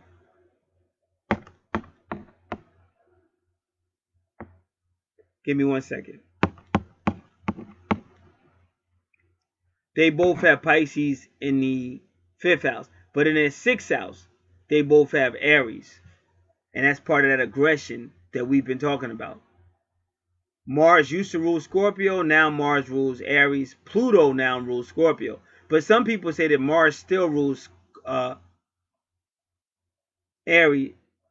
Some people say Mars still rules Scorpio as a co-ruler. Either way, this is going to be a very watery, very intense emotion.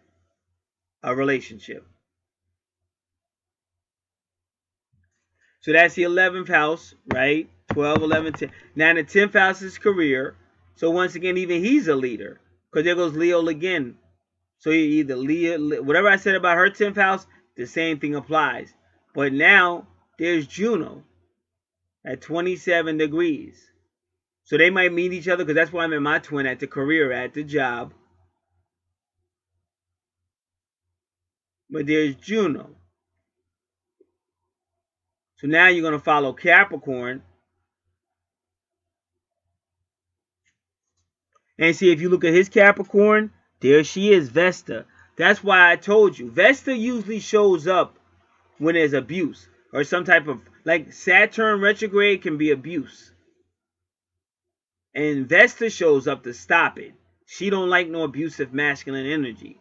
Now, some people say when you see Vesta with Saturn, this is a shiesty person that'll do anything they want to get what they want. They'll say and do anything. Now, we already said that with good fortune in Scorpio. So he may be like that. Or he was like that in a past life.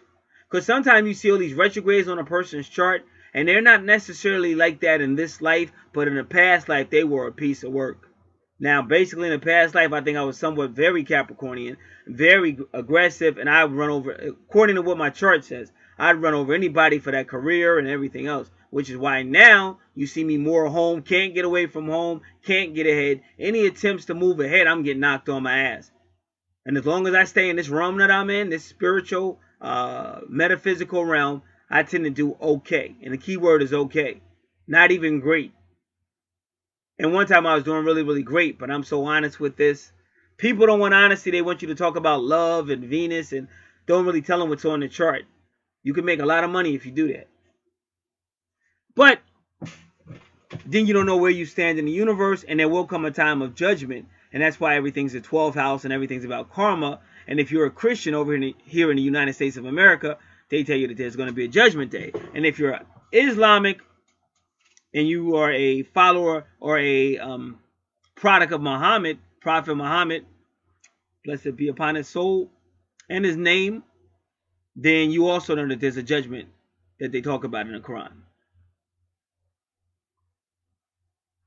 So we don't want to go through life thinking that we're not going to get judged, because we are somewhere, somehow.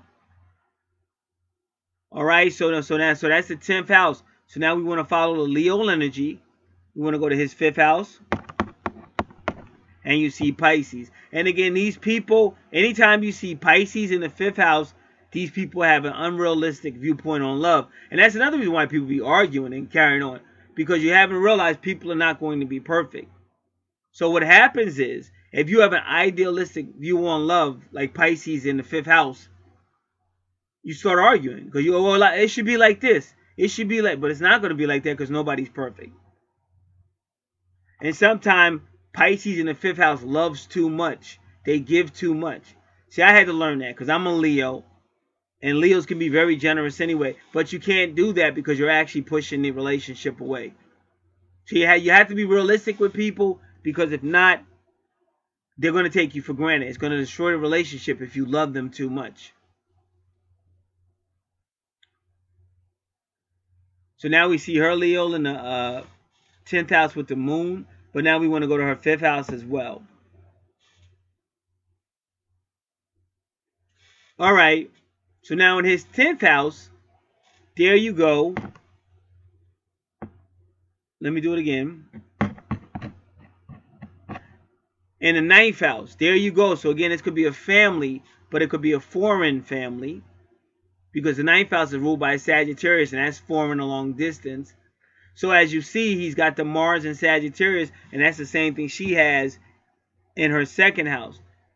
So possibly some of her money is connected to his family, possibly with that Sagittarius Mars energy, or it could be causing problems. I'm not saying this is the case, because it's probably not the case, but it's kind of like if you're seeing somebody and he's got business with his family, so he's kind of like getting you to help out, and you're kind of pissed off because some of your money's going to people you may not even know, and you may not even like, because a lot of people don't get along with their in-laws, because the 9th house is the house of in-laws, and that might cause a Mars type of buildup, or the in-laws might not like you, and that could cause a problem.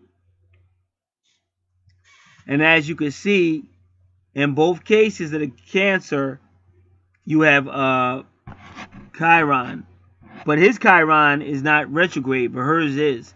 Chiron retrograde is trouble healing. Trouble healing. Chiron direct is healing. So somehow he's able to get the healing, and his vertex, the vertex, that cross, means it's going to be a fated event. It's destiny or fate that this event happens. It also means a significant meeting or a significant breakup. It can mean a significant or fated event. This event was destined to happen.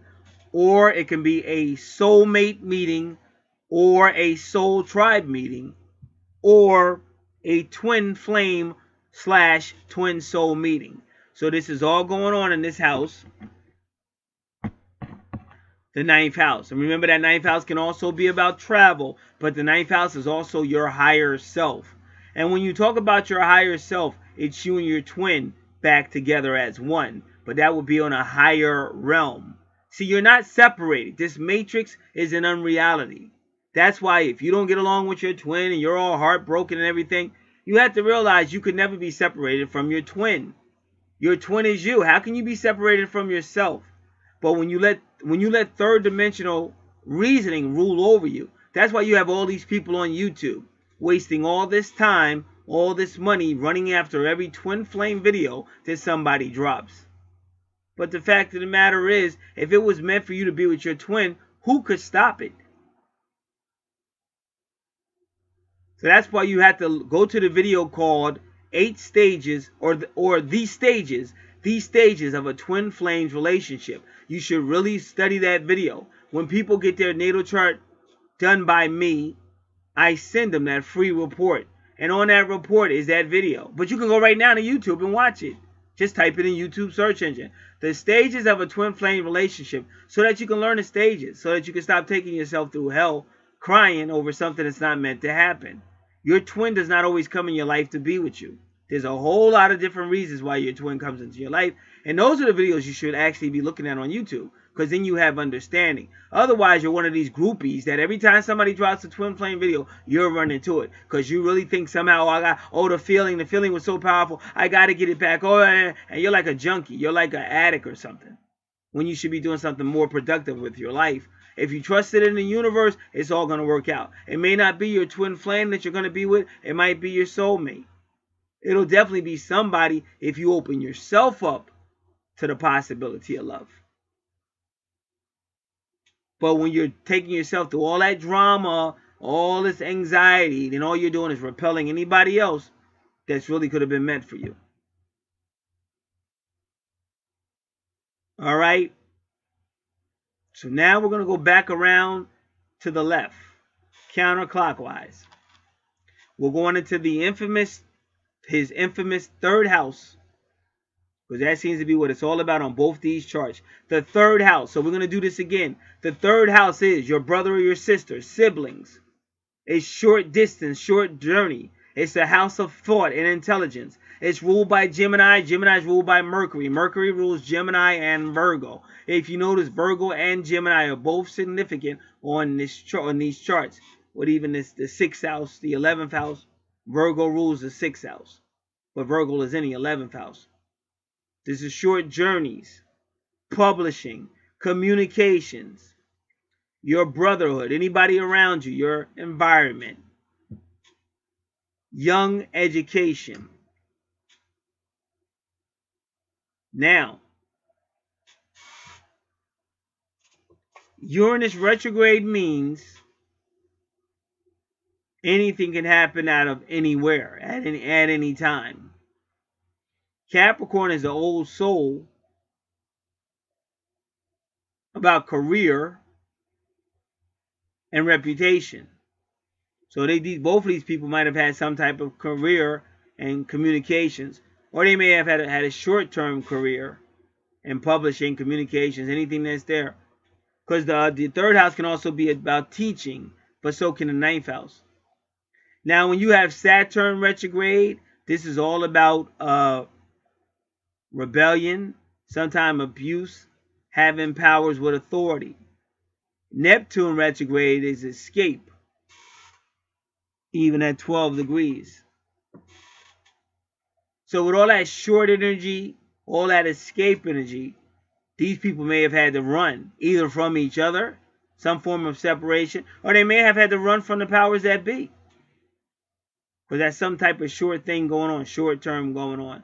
But either way, in that house is rocked with unstable emotions.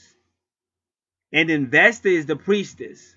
Vesta is a priestess, but she can be highly sexual too. It all depends on what house she's in and what energy she's working on.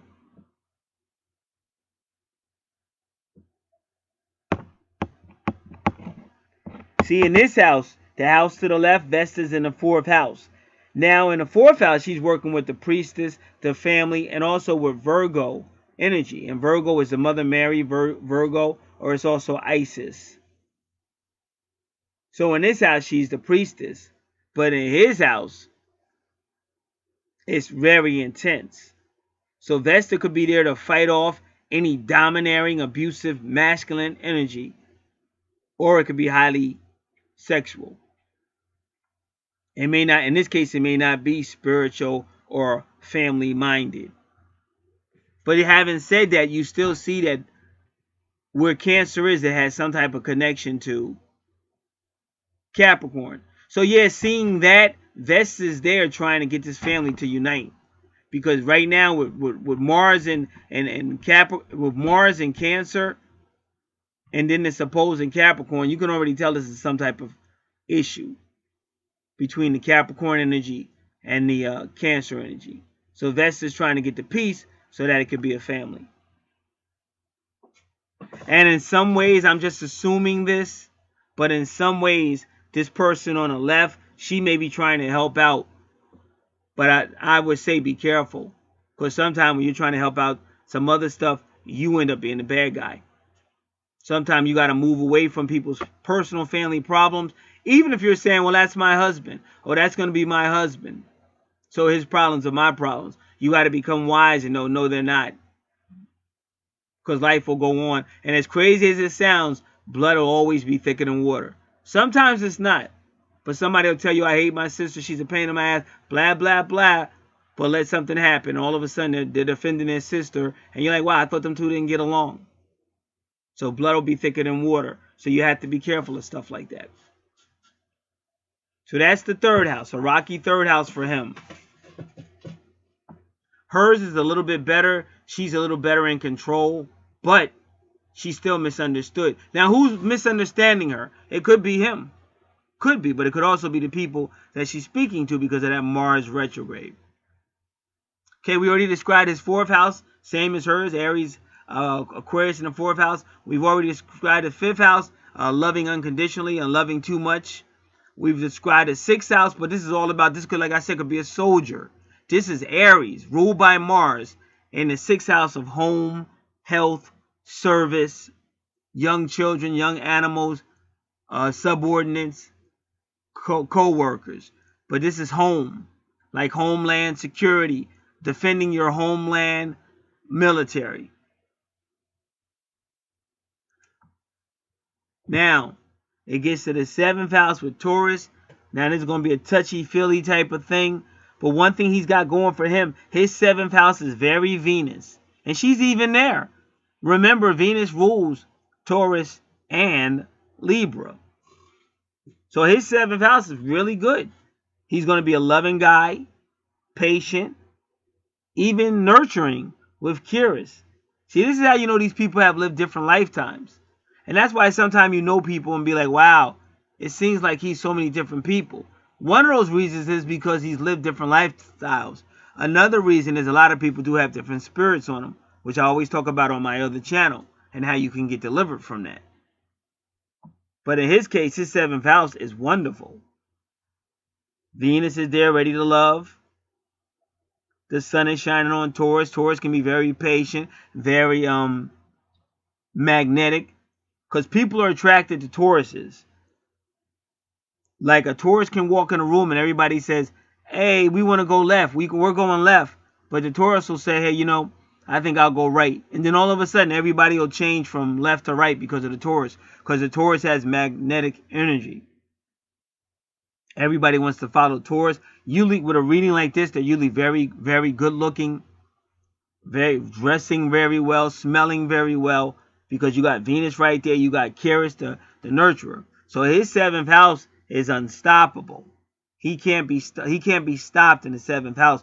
But it's just that there's other houses that maybe, you know, it's like somebody you would jump into a relationship with, but then you say, whoa, wow, I didn't know about that third house. Wait a minute.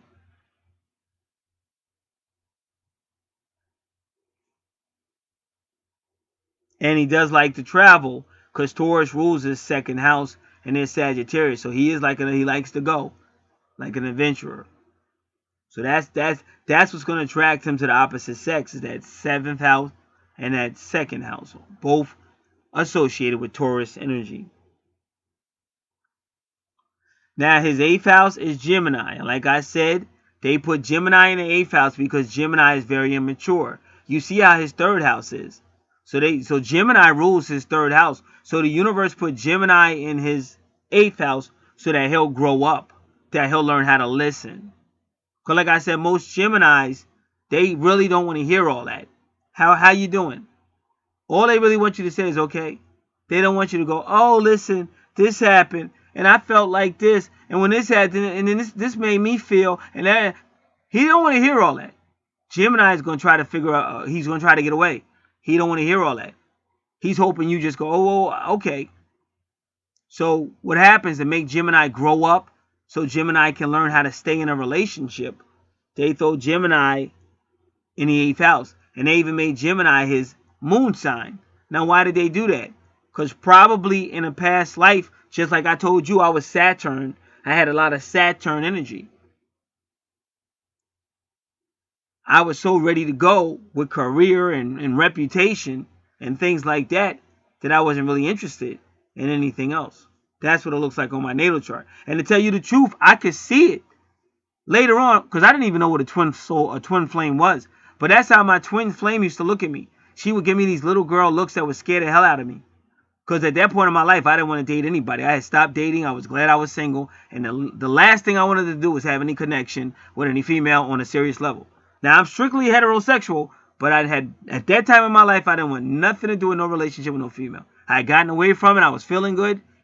And I didn't want no dependency whatsoever from no broad. But unfortunately, or however you look at it, maybe it was fortunate, I don't know. But then she popped up, my twin soul, and my twin flame, and she was staring at me with those eyes that would break me down.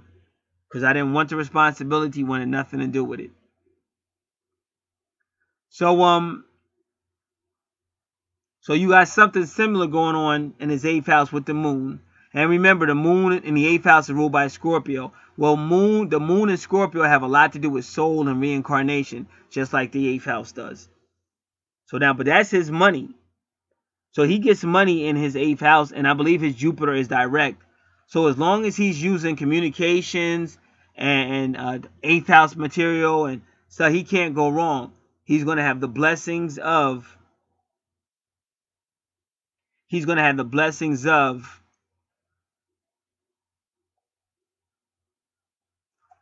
the moon, but also the sun. And you got to remember that Taurus really is opposite Scorpio, because the Taurus rules the 2nd house.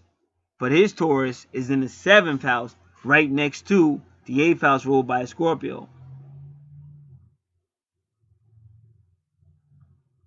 Plus, he's dealing with both sun and moon energies.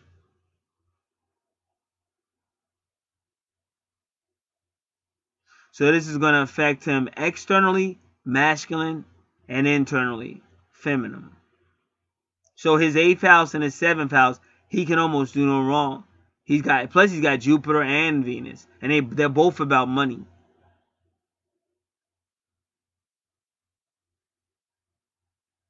So that's why I said, I don't know why she would need to be investing money in his 9th house anyway. I'm talking about her to the left, because somehow she's investing into his Sagittarius. It looks like his 9th house, and it's causing problems, or it was, or whatever it is, or will. So she may, if he's got that kind of money, she shouldn't be doing that anyway. Remember, your 2nd house is supposed to be about your money, so you shouldn't be putting your money into his 9th house, because his 7th and 8th house, he's going to have cash. So make sure he's not lying to you, because we've already seen that he can be somewhat manipulative and things like that. So take up for yourself. You ladies, stop letting men push you around. See, they think I hate ladies. I don't hate ladies. Anybody that's wrong, I'm about pro-truth. So if you're wrong, I will tell you you're wrong. All right. Give me one moment because I have to upload. This won't take long at all. This is my new video on my other channel. Soulmate, danger, job loss, confirmation. Woo! Confirmation reading. Shit's about to hit the fan. Ho ho! You know it's bad when the people that are supposed to be telling you to find your soulmate are telling you, leave her alone.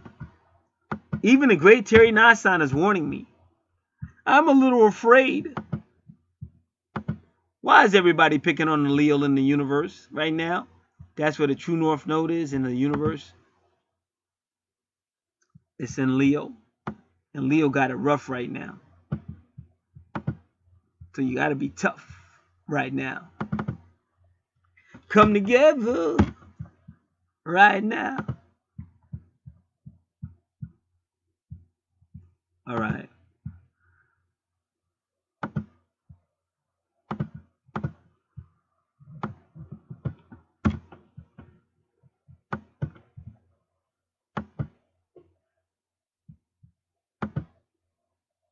All right, give me a second, y'all. What other thing I'm going to do?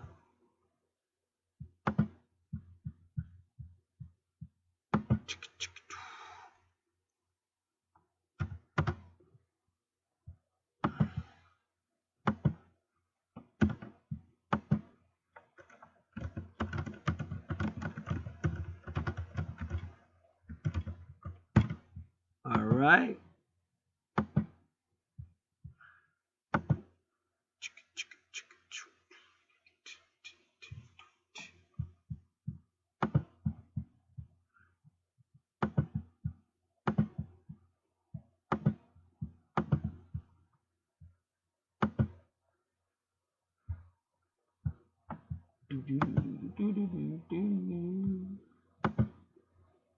I'm just making sure I did everything correctly. It's called double checking. How much has happened?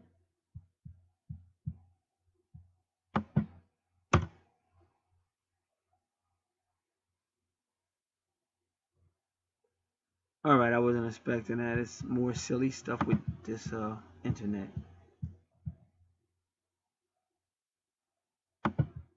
Just give me a moment.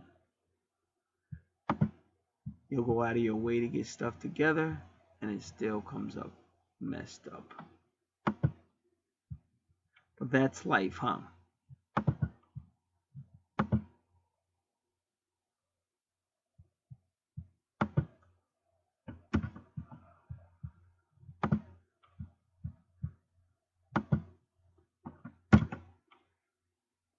Same thing happens, so it's not me, it's YouTube. Alright, let's go back. No, I wasn't supposed to do that. You're getting on my nerves. Alright. Alright, so that's the 7th house and the 8th house, but he will make a lot of money in that 8th house. So if he's dealing with like alternative science and forbidden knowledge and all that stuff I said is in the 8th house. Because both of these people seem to have some type of connection, maybe even career and communications. So what is money to be made? Now, if you notice her Venus, where is her Venus? Okay. See, her Venus is retrograde. Her Jupiter is retrograde. Her Mercury is retrograde. So I really think her problem is she's looking too much to him. I really believe her retrogrades are direct result of she's looking too much to him. And he's not the most honorable person. I mean, he's a master of making it look that way. But he's not the most honorable person. So I really believe she is she's draining herself financing him. And what did I say about the 12th house? The 12th house is where you drain yourself serving someone or something else. So that's what I think is going on with her. So my advice to her would be don't do it to yourself. Like I just wish more people, you got to learn how to love yourself, but just don't be arrogant. Like me, I love myself. Now people may think I'm arrogant, but I'm not. So you have to remember, when you hear me online, this is a guy talking on a computer. Now, if you saw me in real life, I'm totally different. I always take like a humble position, and I'm always like in a service position. I'm always helping people. Totally different persona.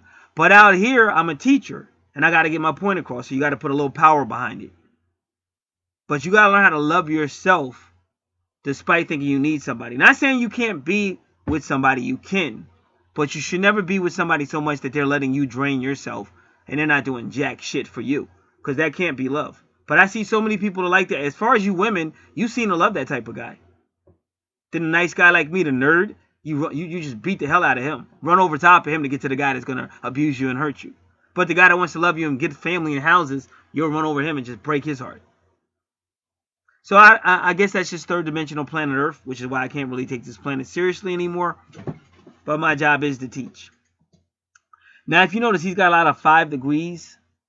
A lot of 5 degrees. And that number 5 degrees is the number of sudden change. It could also be the number of travel as well. So that's like a guy's sudden change in traveling, meaning he's leaving your ass. Leaving your ass. All right. So you just want to be aware of that. See, sometimes when a man knows he can't get away with it, he won't try it. But women let him get away with it. And once he sees he gets away with it, he's going to keep doing it. Just like the guy that hurts you and he goes, oh, I'm so sorry. I'm so sorry. Oh, I hurt you. I never. He's going to keep doing it because you keep letting him get away with it.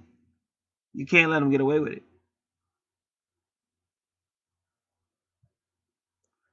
All right. So that's basically these houses. Are they twin flames? Yes. But we also saw the problems they have. We've seen past life problems. We showed you their karmic debt. I told you what they need to be working on in this life. So that's your karmic debt. And they both have to want to do it. But even if the other one doesn't, you can still do it yourself.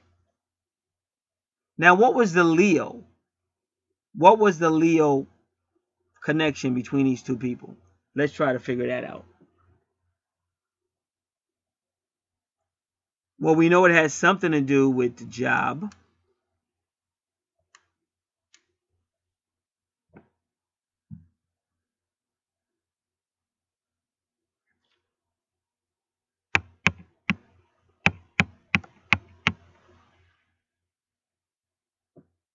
And in both their 5th houses, they both have Pisces, and that's when you love somebody way too much, like you put somebody on a pedestal that they can't reach, but you're willing to do anything for the person. So that's the danger. That's the Leo energy right there. See, that's why I said it could even be legal issues. Because I told you about higher courts, the 9th house. I told you about the court system, Libra. So sometimes you love somebody so much that they give you some ideas that you should have said no, but you don't. And then you find yourself in trouble with the law. These are all possibilities on these charts, both of them.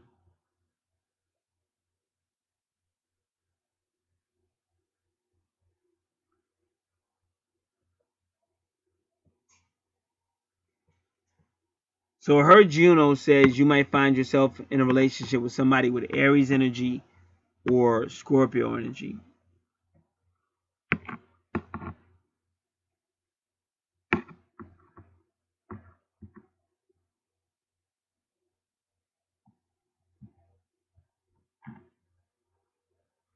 So that's Juno.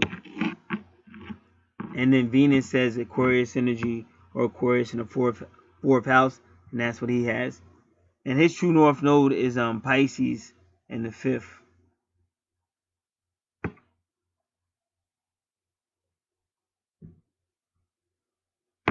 Yeah, so that's a Leo. Because I was trying to find a Leo connection. It's him. That's his true north node is Leo.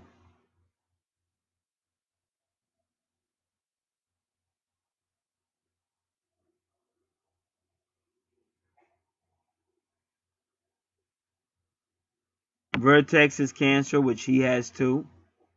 So that's what I'm saying. True north node, Juno, the vertex. Sometimes it could be the 7th house. Sometimes it could be Venus, but not always. But true north node, vertex.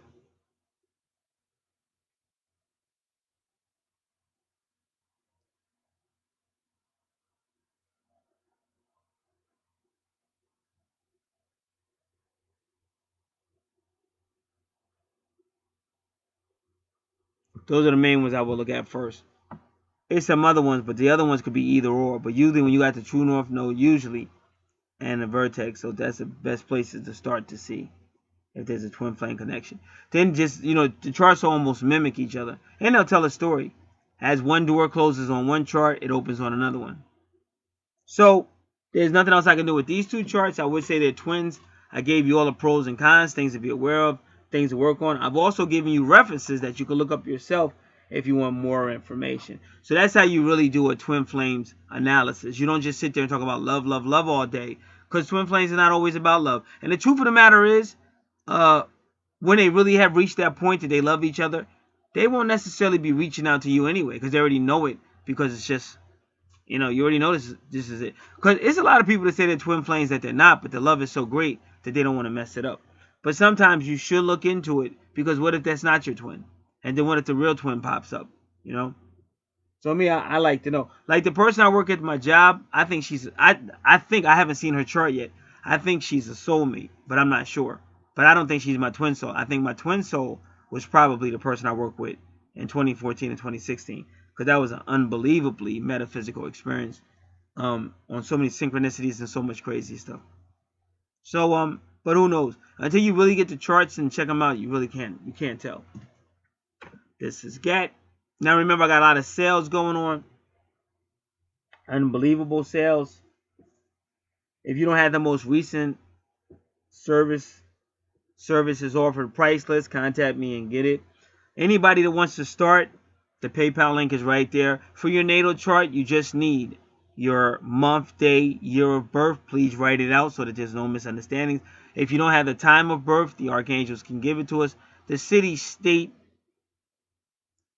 and country, if not the USA. And your gender, it has to be the male or female. And you can get started instantly. And we do anything from card readings, phone consultations, karmic relationships, your life purpose based on numerology, your life purpose based on your natal chart. You could always ask Archangel questions. They answer your questions. I usually try to confirm it with the natal chart, though, just so you have a hard copy. I call your natal chart your hard copy. You can actually look at everything. Yeah, so anything paranormal, anything predictive, we do, so you can contact us. So this is Gat. You are listening to Archangel Revelations and Prophecies 444, seen and heard on YouTube. God bless.